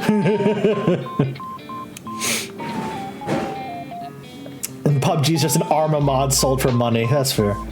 You know what we'll never get? Half-Life 3 and Portal 3. Son, why must you hurt me like this? Son, why do you have to hurt me like this? Stop that. Stop that. Get some help. The truth hurts. It does. It does. I know. Which is a damn thank you, Perso. Which is a damn crying shame because the Portal games are so good. The Portal games are so good. The writing is so clever. It's just they stopped after 2, kind of like they stopped after. It's like Effluent Evidence. It's like Rich said in chat. Valve just doesn't know how to count to 3. Valve just does not know how to count to 3. We got Portal 2, we got Half-Life 2, we got Team Fortress 2, and they just stopped there. It's like it's like Street Fighter 2 Hyper Turbo Phenomena, but without more games.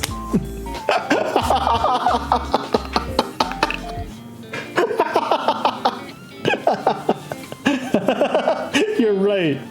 You're right. God dang. I played Portal and Portal 2 combined time to get through the main story, less than 3 hours. Yeah, that's true.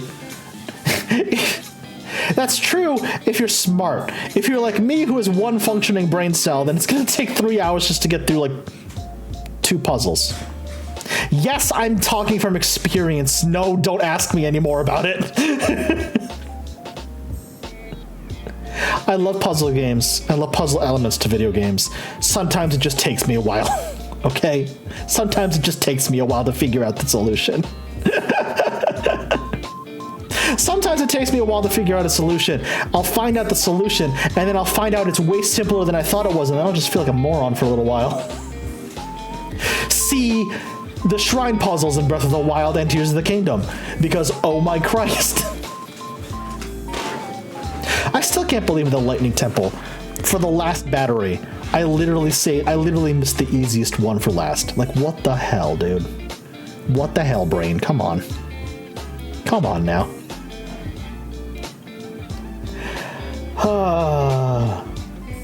I'd have to look up how to solve one puzzle in each. Both were similar, and you need to be in an exact spot to put a portal on the exact spot where it needs to be. Yeah, there's a lot of finicky puzzles like that in Portal and Portal 2. Honestly, there's a lot of finicky. Like, if your portal is 1 pixel off, you're not gonna get to where you need to go.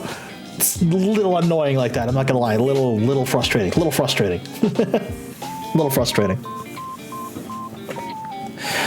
Oh man. Little frustrating, not gonna lie. Little frustrating.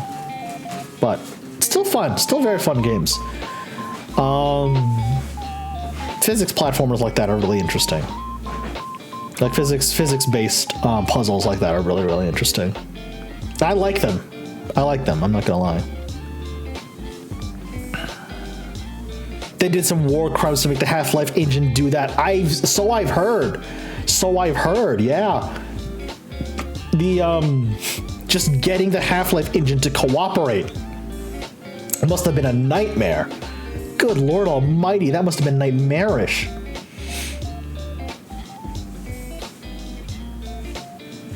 Reject modern games and base Paradox Billiards, Vostroyan Roulette, 4th Dimensional, Hypercube Cheat Strip Poker.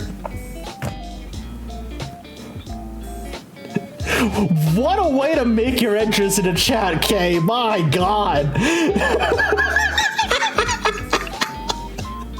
Well done. Well done. How you doing, buddy? What's up, Kay? How are you? A game so complex, only the God Emperor himself can play it. Well done. Well done. Wow. Sure, can get close to incorporating strip elements into 5D chess. Super, you can do anything you put your mind to. Let's be real here. Let's be real here. You can do anything. You can do anything you put your mind to. Like, come on now. I don't need 5D. I got this D pants grab. I knew that was coming. I knew that joke was coming. Holy shit. I knew that joke was coming. My God.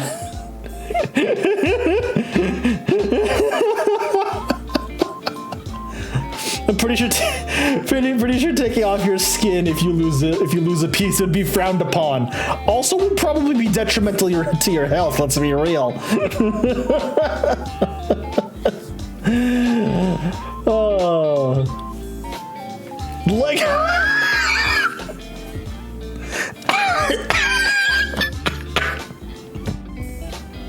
Woo, man. I don't know if I want to read that one. Oh my God. Like, I'm gonna get put on a list if I say this.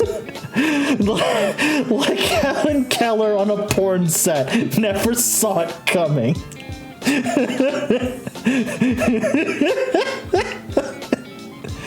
Oh my God. Incredible, Kay. Incredible. Jeez. SK had a thing he shared about this a bit ago. He did, that's true. That's true.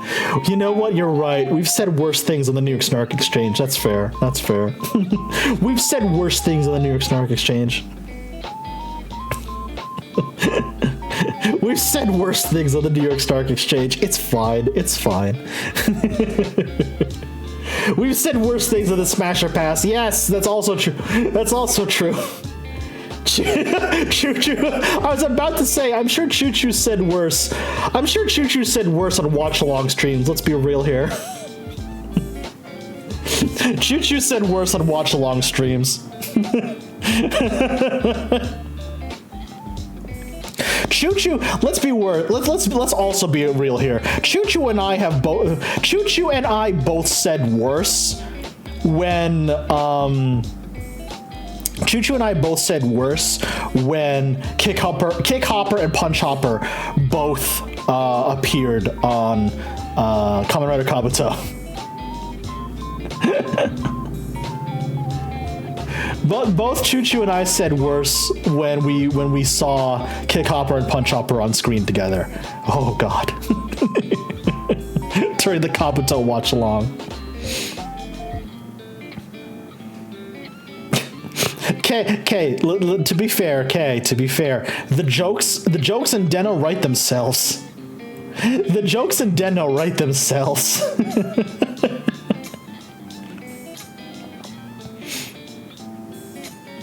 The jokes in Den-O write themselves. No, son, you haven't missed that yet. We haven't even started watching any videos together yet. I've literally just been sitting here talking to you guys for almost 2 hours, and I kind of love it. I kind of love it. This is the vibes I wanted today.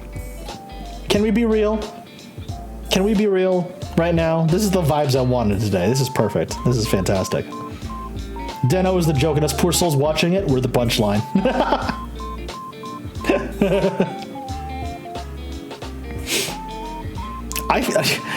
Listen. It's not until I rejoined the watch along crew after taking a week hiatus because I was busy that other weekend. It's not until I rejoined the Den-O watch along that I realized just how comedic Den-O as a series can be. There's some heavy episodes in Den-O, yeah, that's for sure. But like, on the whole, on the surface, Jesus Christ, Den-O is so funny. Den-O is so funny. Holy moly. Earlier this week, my mom made teriyaki and chicken and rice. The following day, the lunch she got at the senior center was teriyaki chicken and rice. Nice. Nice. Cool. Very cool. Very cool. I love a good teriyaki chicken, honestly. It's very good. Oh, excuse me. I don't know. In general, I love Asian food. Japanese, Korean, Chinese, Thai. Oh, so good. Oh God, wait, no, that reminds me. There's a real good Thai restaurant near me. Oh my God. They make awesome pad see ew, and I love pad see ew. Pad see ew is delicious. Holy moly. Pad see ew is real good. You like food with flavor. Also true.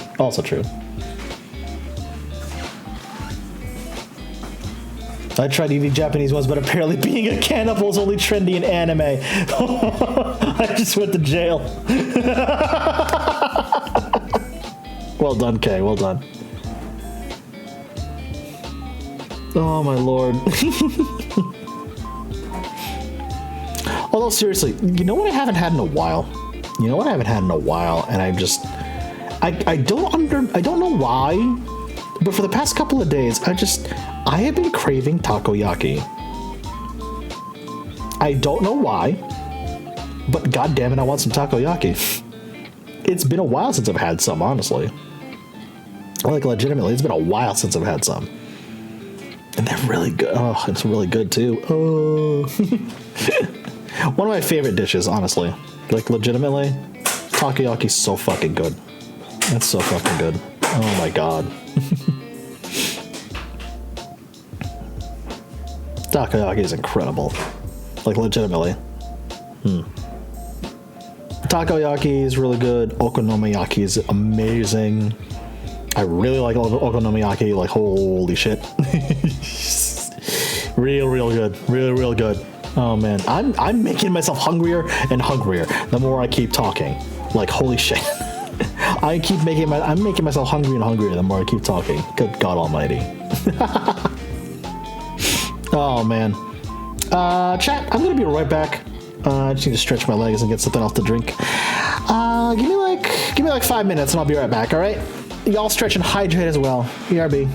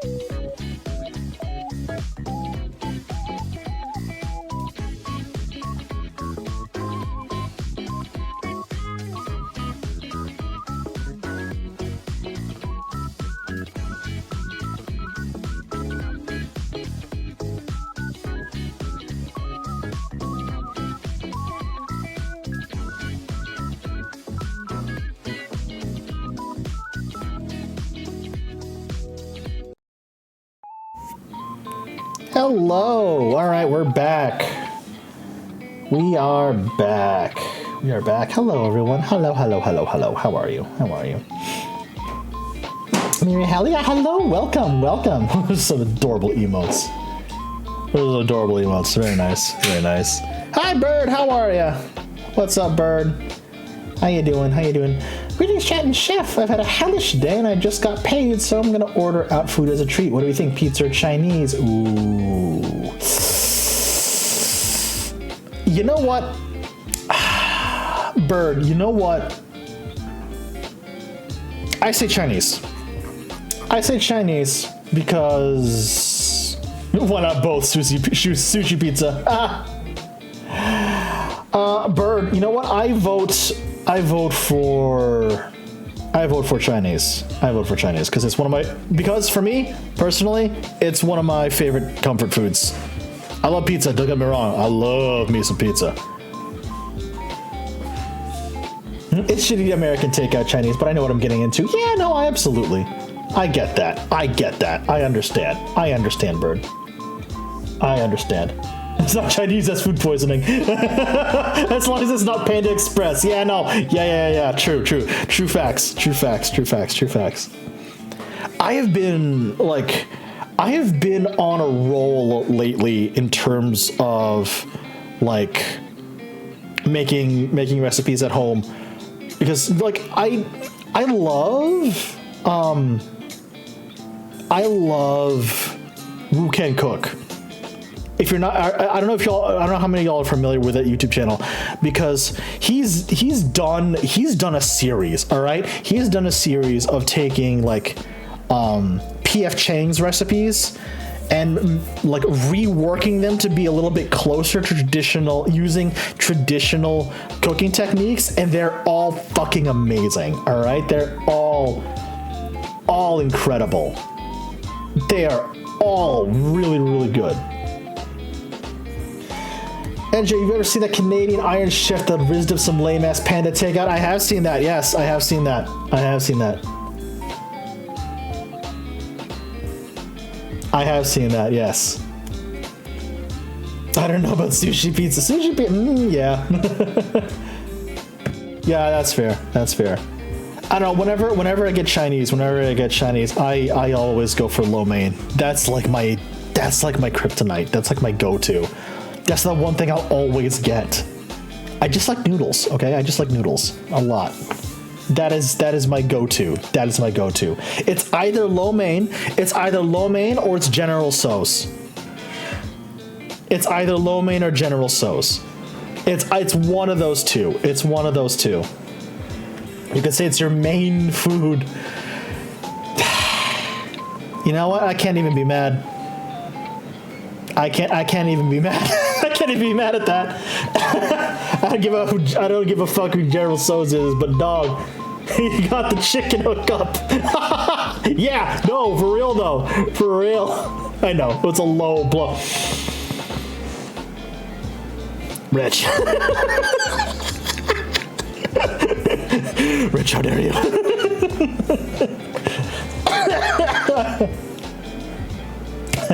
I'm gonna go tell my friends about sushi pizza. Watch as they get disgusted. Oh my god.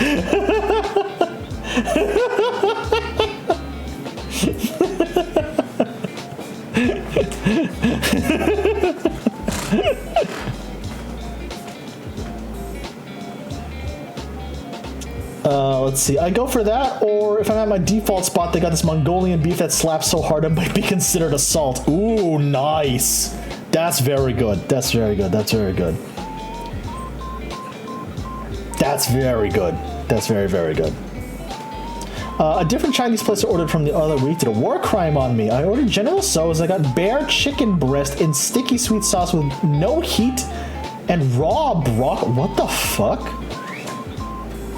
Bird, I hope you're not going back to that place again, because that is a food crime. That is a food crime, and they need to be thrown in food jail for that one. That's awful. No. That is, no, no, no. That is a food crime. I never will. My usual place was closed on Monday, and I went to another place, and never again. Oof. Yikes. Bro, it's like an $8 lunch special, no lie. You get a full pound of beef and a ton of the best fried rice with huge-ass egg rolls and some pretty good wonton soup. Dude, that sounds amazing. Oh, dude, that sounds incredible. Holy shit. Hell yeah. Hell yeah. That also reminds me this weekend I need to make a fresh batch of rice. I need to make a fresh batch of rice because I'm out, unfortunately. I am out. And as my dad has always joked, if you're in a Filipino household and you don't have fresh rice, there's something wrong with you.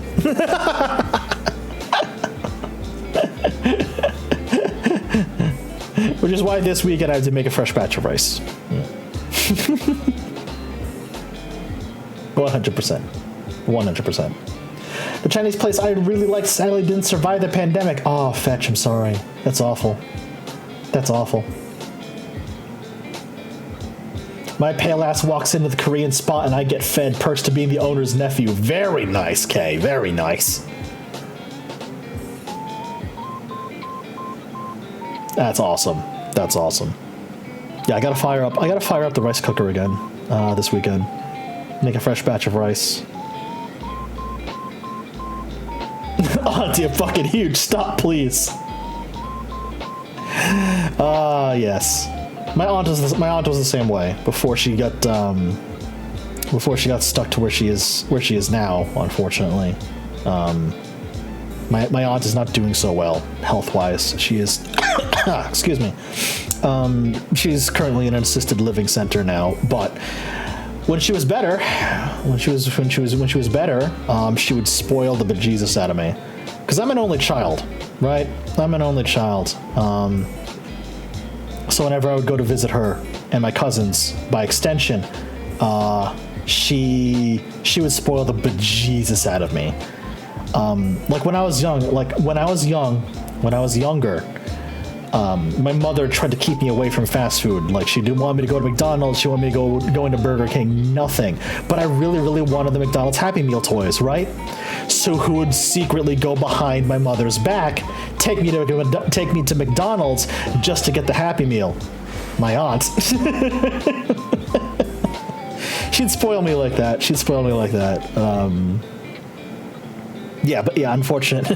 Unfortunately, she's not doing so well right now. But what can you do? What can you do? That's the aunt grandma privilege, absolutely. Absolutely, yes. Oh, she would spoil the bejesus out of me. You're kidding me? Holy moly.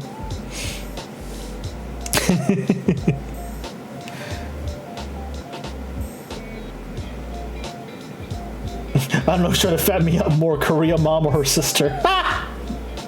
Nice. Nice. Privilege / responsibility. Also true. Also true. Also true. My aunt always insisted it was perfect. You could load them up with sugar and hand them back before it hit. Incredible. Incredible. Incredible. I like food too much, man. Duh.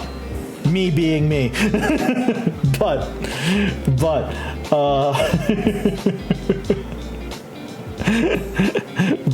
I like food. My god.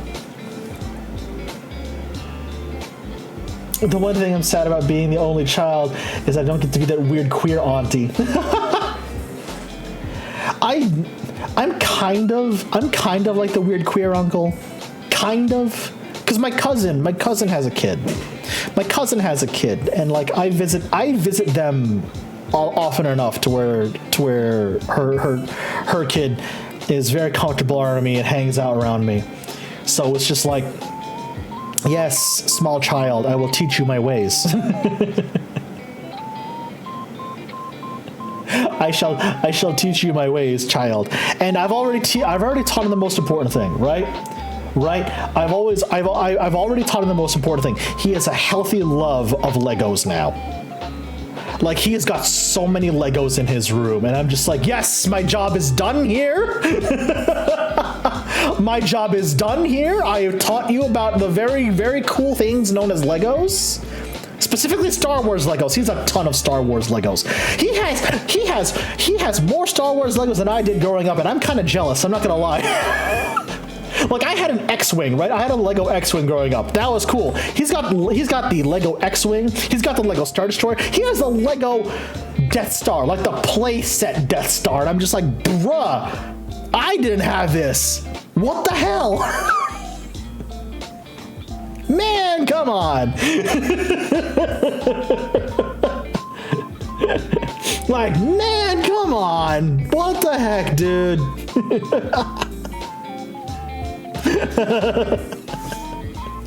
But I was just like, yo, that's so good. I love him though. He's a good kid. He's a very good kid. He is a very, very good kid. I got like one nephew I like, and that's because I raised his ass. He's still disowned though because he got his whack ass Naruto sleeve ink. Oh. I see. Gotcha, Kay. Gotcha. I got an R2-D2 3D puzzle. I'm slowly considering reassembling it. And turning it into an aquarium statue. Oh, that's cool. Personally, that's really neat. I like that. That's really cool. That's really, really neat. Yeah, I used to be really big. I used to be huge. I used to be huge into Lego back in the day. Can I just say it, chat? Can I just say I used to be huge into Lego back in the day? Like, I had a tub full of the stuff, right? I had a tub full of Legos back in the day. Like, oh boy. I still like Legos. I still like Legos to this day, like legitimately. You give me money, and I'm just gonna be like, cool. Let's see what the Lego store's got. All right. There was a point in time, many, many years ago, there's a point in time where I was working at the Lego store in the mall, and it was very dangerous for me. It was very dangerous for me, chat, because, speaking of Lego NJ, I got, Optimus Prime finally. Dude, nice. Hell yeah, that's awesome. Hell yeah, dude. That's great. That's great. I actually worked at the Lego store back in the day, like many, many, many years ago. And it was very dangerous for me because, chat, guess what? Employees got 30% off anything in the store. So when that new shipment of Lego X-Wings came in, me and like 3 other of my co-workers / friends back in the day were all just like, yo, set aside one for me. No, set aside one for me. Set aside one for me. I walked in on my day off. I walked into the Lego store on my day off just to pick up the Lego X-Wing when it came in. Like, I walked in the front door. I waved down my friend, who also just happened to be the shift manager back in the day, right? His name was Anthony, but I call him Tony. And I waved Tony down, and I'm just like, yo, Tony, what's up? And he's like, ah. And like, without even missing a beat, he waves back at me, points, and he says, I know why you're here. Give me a second. Walks to the back room, comes back with a receipt that's taped to the front box of the Lego X-Wing with my name written on it. Puts it in the bag. He's like, I got you. I'm like, thank you.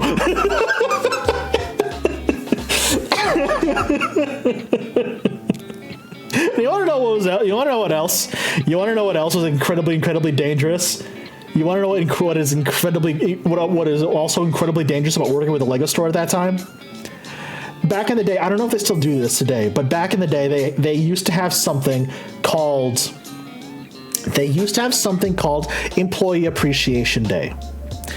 And it was one day out of the year where all active employees currently at the Lego store got not 30% off anything in the store, 50% off everything in the store.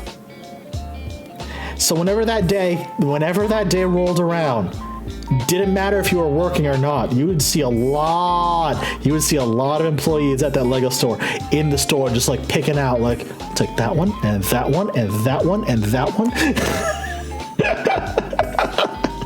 Like, damn.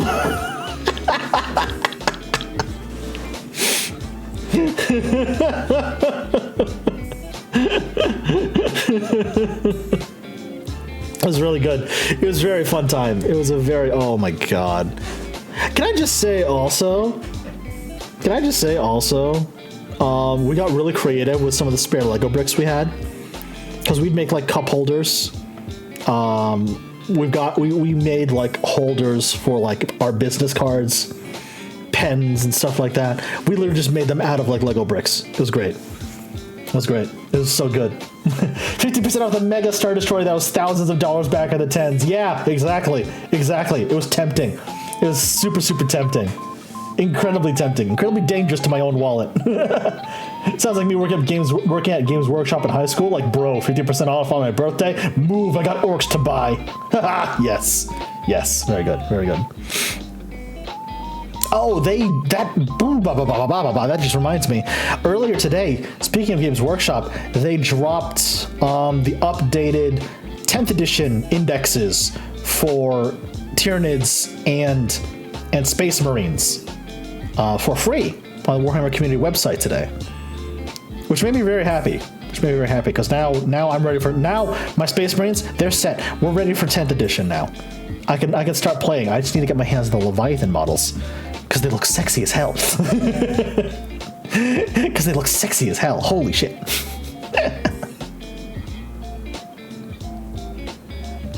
I got my half of that set already. Oh, nice. Nice. I need to grab the Space Marines. I need to grab the Space Marine half of the Leviathan box. Oh, dude. Those new Stern Guard are so good. They look so nice. Holy moly. And oh god, and the Infernus squad, hello? Yes. That squad will slot in perfectly with my salamanders, please and thank you. All right. Yes. That Infernus squad, perfect. Yes, let's go. God damn. Slot in perfectly with my salamander Space Marines, hell yeah. Although I am disappointed in one thing. For Vanguard veterans with jump packs, they nerfed them a bit. Because under the weapon profile for Vanguard veteran Space Marines, specifically with jump packs, you can still take them. You can still take them with Storm Shields. You can't combo Thunderhammer Storm Shield with them anymore, which makes me kind of annoyed.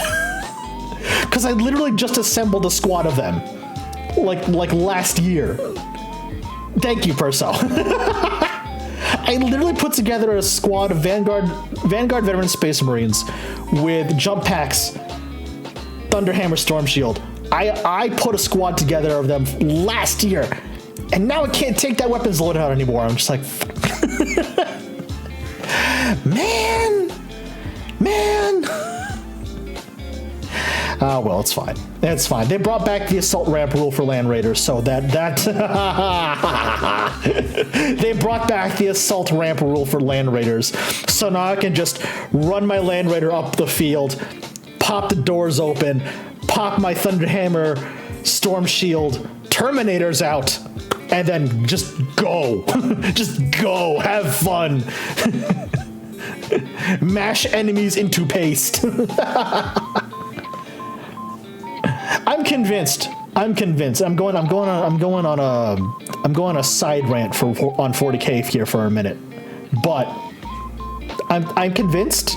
10th edition Warhammer 40K, it's parking lot 40K all over again. The new rules for vehicles, I swear to God, they're going to be meta. It's going to be parking lot 40K all over again, and I'm fine with that because I have a bunch of Space Marine tanks that have just been collecting dust for an entire edition. Speaking of new games, NJ, Star Wars Shatterpoint, not bad. Oh, really? Oh shit! All right, I gotta check that out then, Kay. Thank you for letting me know. I gotta check that shit out. Let's go. You played it today? Hell yeah!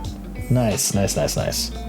You should you should treat stores like Games Workshop and Lego like you're a druggie trying to become a dealer. Don't. You'll end up using your own supply. Nice.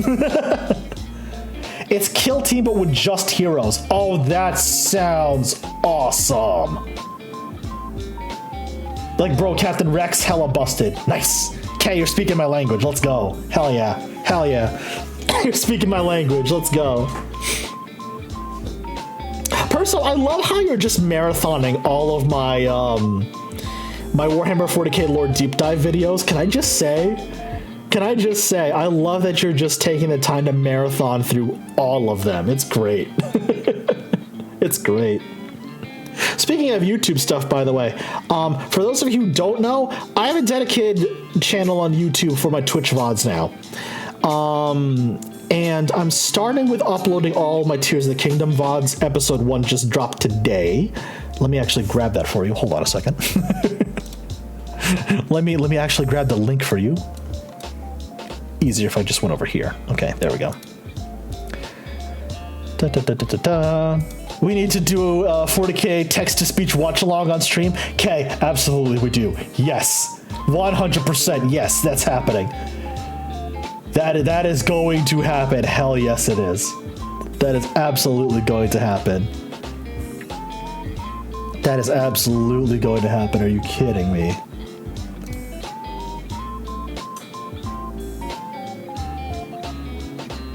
If we ask nicely, we might wrangle Zoran into it. Yeah, because Zoran plays somebody.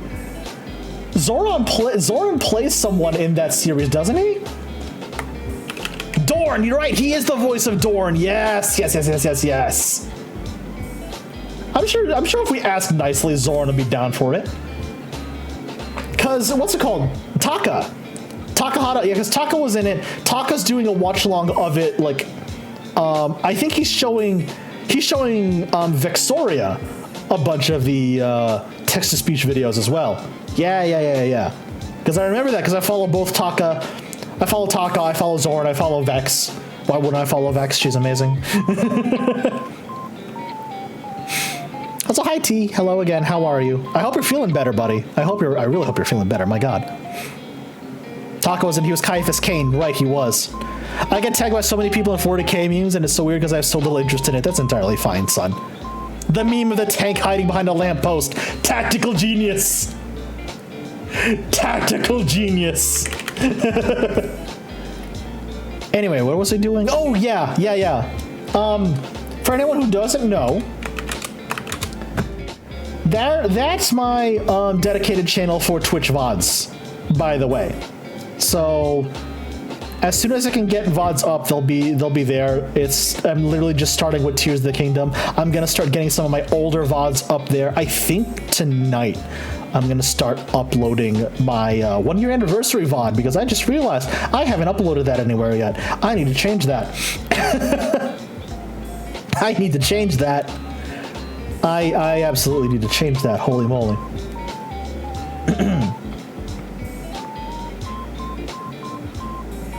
I desperately need to change that. But yeah, that's my channel for dedicated Twitch VODs.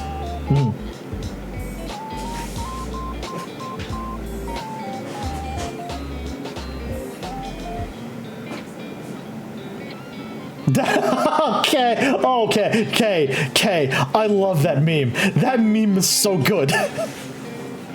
That meme is so funny. Holy shit. I love that meme so much. Tao, Mr. Bond, embarrassing. I cast the jump and they put like 30 boys behind your gun line. Wow, Mr. Bond. It's not a meme, it's how I've won more than once. Oh, I'm aware.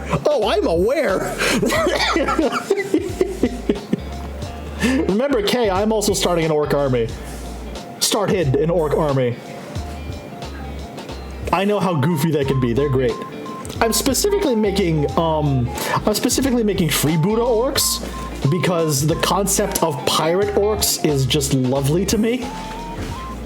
Like I even have I even have a like I got an OG pewter model of Captain Badruck. That's probably gonna be my next painting project. Like legitimately, that's probably gonna be my next painting project. Is Captain Badruck, cause I love me Captain Badruck. He's hilarious. He's great. I got a piece you never seen before. I got the purple boys. Are those the Orc Gene Stealer hybrids? Cause that's kind of amazing. Oh, yo. Are those the Orc Gene Stealer hybrids? Cause that's fucking great, K. Holy shit. Oh, the purple makes them stealthy. Oh, okay. Nice. Nice.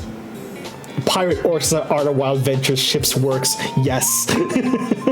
Yes, son, you are correct. Hence why you never see a purple orc. I see what you did there. I see what you did there, okay? Well done. Well done. I see what you did there. That's very good. That's very good.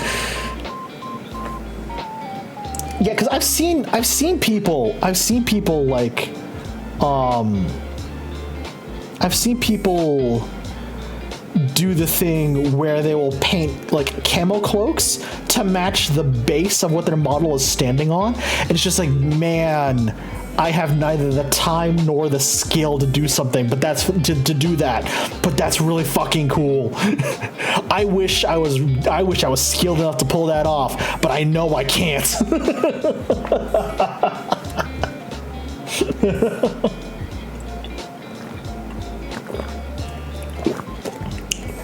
The orc video almost threw me, honestly, in the best way possible. Look, I'm telling you, Perso. It's fine. You know, orc logic is literally just if they believe it hard enough, it works. That's it. Tank doesn't have an engine, just make enough engine noises and the tank will start running again. It's fine. Don't worry. Orc logic, don't worry about it. As Thunderbird Prime would say, don't worry about it. Unlike my 80s vintage killer can, it's literally a cardboard square and 100% legal to use in sanctioned play because it's a legacy piece as long as it's on the right base size. Exactly. That's also kind of why I love orcs, because you can start kit bashing models like crazy and it'll still be perfectly in universe, perfectly like fit into the greater lore of the orcs. It's so funny. It's so funny. My town's farmers market's opening for the season tomorrow. Yo, nice. Oh, fetch, that's awesome. I love a good farmers market. Like, legitimately, I love a good farmers market. Yo, oh, God. Getting access to, like, super fresh veggies. Yes. Yes. Count me in. Count me in. Oh, man, yes.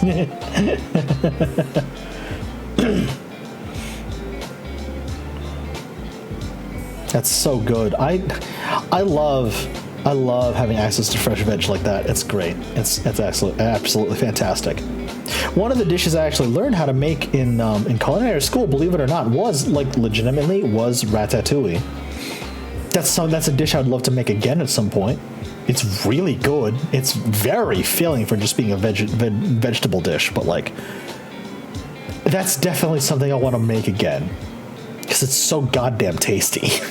It's so good. It's so good.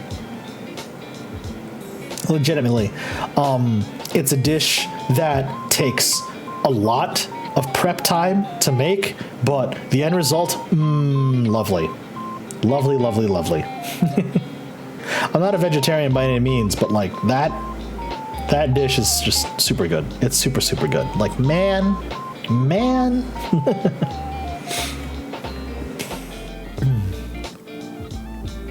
I've embraced a lot of different cooking techniques in my lifetime.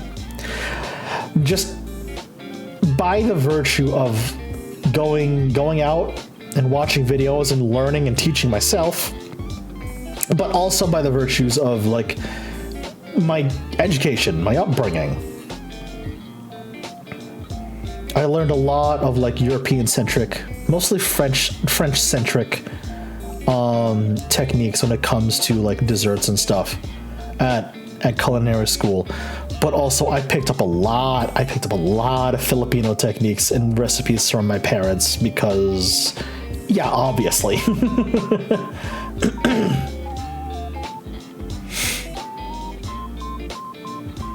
But like, it's us. There's so much of Filipino cuisine is like massively bold, in your face flavors, but like in the best way possible. Like lechon, for example. Lechon kawali is literally just take an entire pig, dig a barbecue pit into the ground, line it with hot coals, wrap up that pig in banana leaves, and just let it roast all day long. And you have like my favorite Filipino dish ever. Oh, it's so good. The skin is so crispy. I'm making myself hungry again. I'm making myself hungry again, man. Just let me tell you, I'm making myself hungry again. God damn it. Lechon is delicious. Lechon is delicious. It is one of my favorite Filipino dishes ever. Oh my god. That and longanisa. That and longanisa. Longanisa is another Filipino regional specialty. So like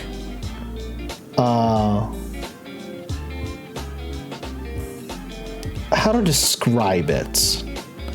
It's sausages. It's like a very, very fatty sausage. And then also depending on where you get it, from what region of the Philippines you get it, it can either be very sweet or very spicy. Like if you get it in the Visayan region, which is the southern part of the Philippines, it's going to be spicier than you would like in the northern provinces of the Philippines. But like, oh, it's so delicious. It renders out so much fat when you cook it too. Let me tell you, it renders out so much fat when you cook it too. My favorite thing to do in the traditional way of making it, right? The traditional way of making this is you cook the longanisa so it renders out some fat as it's cooking, right? And then when it's cooked through, when it's browned on both sides, you pull all the longanisa out. And then with the leftover fat that you have in the pan after it's done cooking and done rendering, you throw in some garlic, fry that up, and then you toss in some rice. And then you fry the rice in the sausage fat with the garlic. You mix it all together. And you top everything with a fried egg with a runny ass yolk. You cut into that yolk, it pours onto the hot rice and the sausage, and it cooks that way as you mix it into the rice. Oh, it's so good. Oh, it's so good. Is it healthy for you? No, God, no. That's so much pork fat. Do I care? Absolutely not. It's that goddamn tasty. It's one of the signature dishes of the Philippines, and I love it. I love it to death. Oh my God. Oh. I'm doing it again. The more I talk about food, the more I'm making myself hungry. God damn. The more I talk about food, the more I make myself hungry, for better or for worse. But it's fine. It's fine, I guess. Oh, Lord. God damn. See, this is the kind of just chill day I needed. This is the kind of chill day I needed today, y'all. Holy moly. This is great. I know I mentioned everywhere, just like, we're gonna chill and watch videos today, but no, I've literally just spent the last 2.5 hours just talking to you guys. And that just makes me happy. Because we've talked about everything under the sun today, and it's great. It's just great. Honestly, it's just fantastic. This is the kind of chill stream I needed today, so thank y'all. Thank y'all. I appreciate it. Oh, God. Perso, why are you lying on the floor? Why have you joined Floor Gang?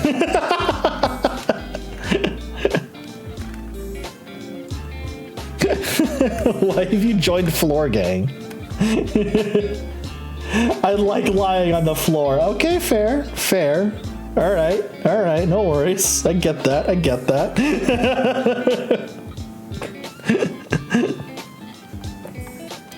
Oh, man. Good Lord. Excuse me.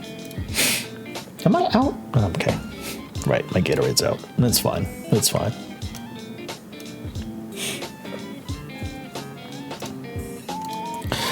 I don't know if anyone else is familiar with this, but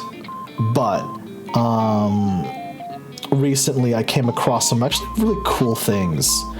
It's like this little packet you can throw into your like water bottle. If you got one of those refillable, reusable water bottles, right? You can throw it in there with your water, and it just sort of infuses the water with like fruit flavors and like really aromatic fruit, and it's really, really good. Like the end result is really good. Like let it steep for like 5 minutes, and the end result is just mind-blowingly delicious. If I could say that, yeah, it's just really good. It's really, it's delicious. It's delicious, like legitimately, really, really delicious. I don't know if anyone else has that, but I think it's really good. Holy moly. So I hope y'all are gonna have a very good weekend. I gotta do some cleaning this weekend. I gotta do some cleaning around the Lair, but outside of that, I'm gonna try and just aim to take it easy. Sap, hello! Thank you so much for the follow. Welcome to Lair. Enjoy your stay as a kobold. Welcome. Outside of that, I'm gonna aim to take it easy this weekend and just relax. But I do want to get some cleaning done. I got laundry to separate out. I gotta vacuum a bit. I'm behind. I'll admit I'm behind on vacuuming. I'm a little behind on cleaning, which makes me upset. But yeah, I'm gonna take some time to clean this weekend. And I also believe that the local, I believe, I'm gonna have to double check this, but I believe the local Pride event is this Sunday, ? I think, maybe. I'm gonna have to remember. But the local Pride event, I believe, is this Sunday, and I'm gonna have to go. Because I want to go. Because I'm me. If you could not tell by my pins and the by lighting I have, yes. Oh man. Can I just say also, it's Pride Month, and obviously we are a very, very open and caring community here, and I just want to extend for all your biconography. That is a very good word. I'm gonna steal that, Rich. That's a very good biconography. I fucking love that. Holy shit. That's very good.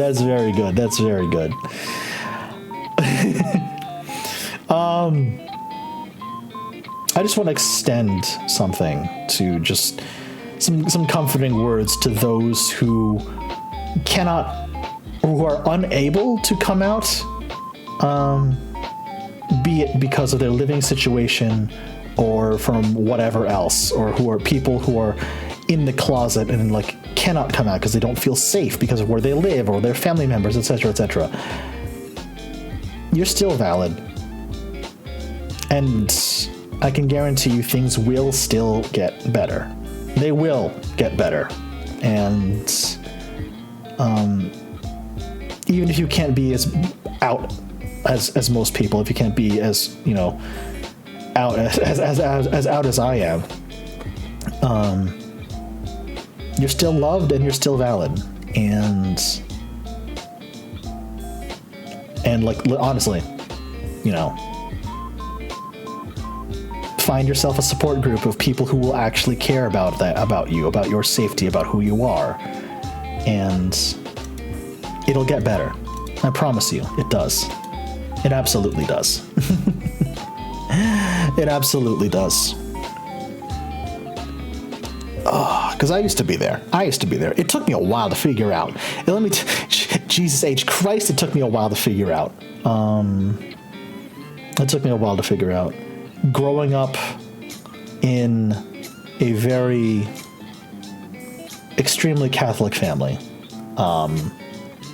it took me a while to come to terms with that. Yes, it's okay to like both. It's fine. It's fine. There's nothing wrong with that. There's nothing abnormal about that. And as a matter of fact, it's very normal. So it's one of those things where it's just like, I just want you to know it gets better. It gets better. It gets better. And you are loved and you are valid. Oh, man. Excuse me. Just doing a quick stretch right now. Okay. Ooh, God. You know,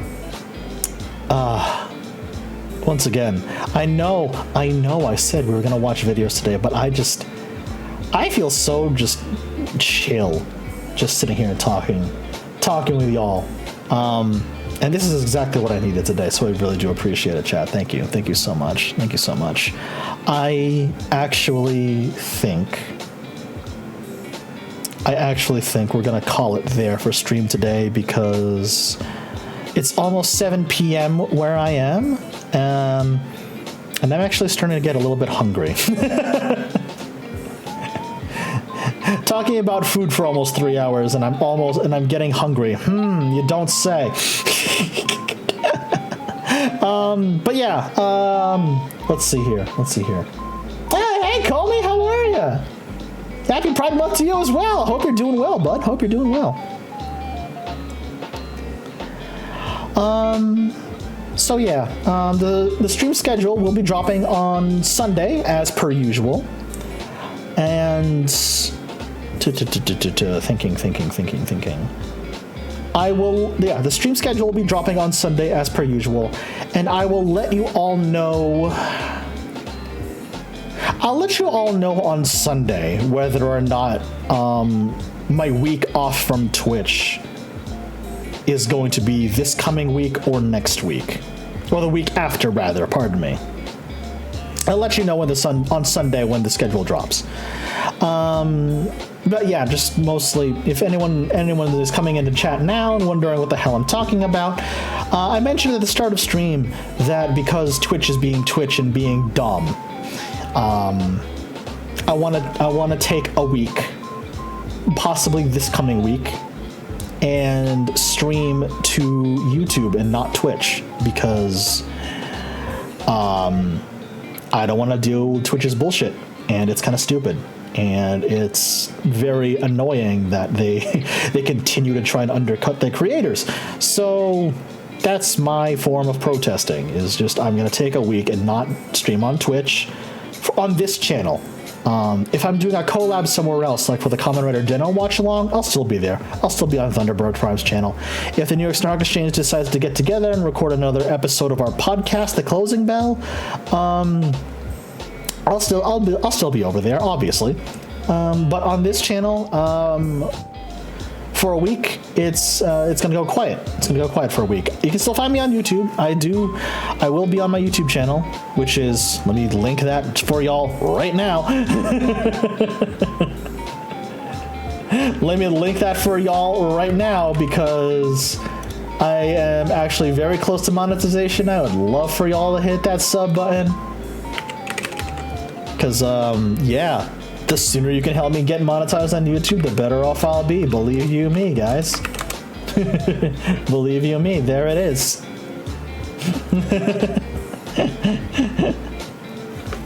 There it is. If you're not subbed, go right ahead. If you want to, as a matter of fact, if you want to support me directly, just so I can stop having to worry about like ad revenue from Twitch or what have you, and payouts from Twitch, I do have a coffee page. If if you hit my link tree in chat, I do have a Ko-fi page if you want to support me directly. You don't have to. You don't have to, but it's very much appreciated. Like, legitimately, it's very much appreciated.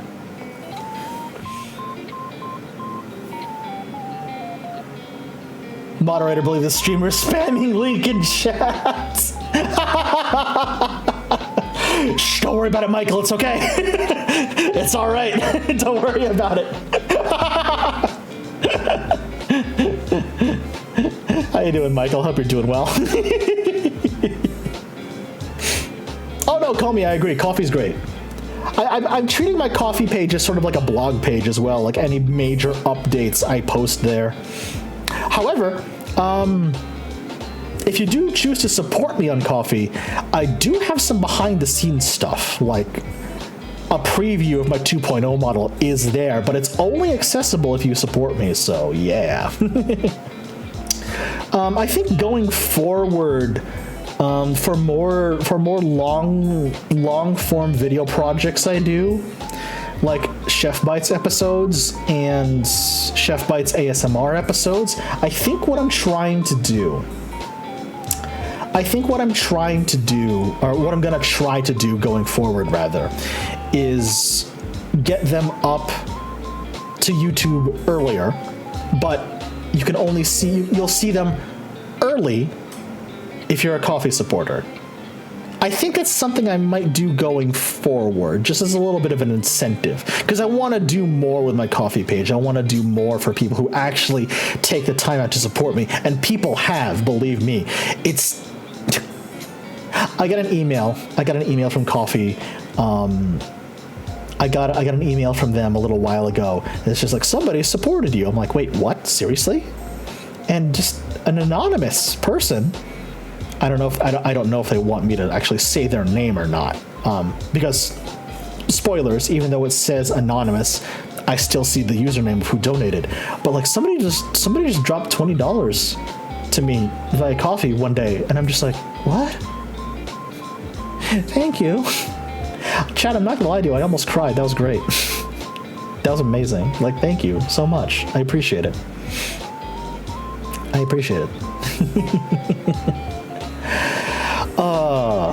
Hey, remember when I said it was ending stream soon? That was literally 15 minutes ago. Hey, remember what I said? Man, I am going on tangents left and right today. Oh, baby. Then again, is it really a VTuber stream if I don't go on a tangent? Right?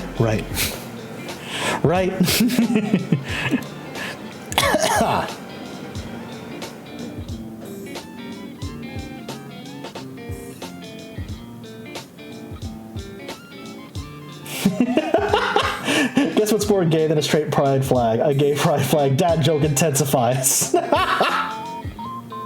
right, Michael. All right. All right. Oh, you know what? I know who we're gonna raid. First of all, chat, thank you all so much for hanging out with me tonight.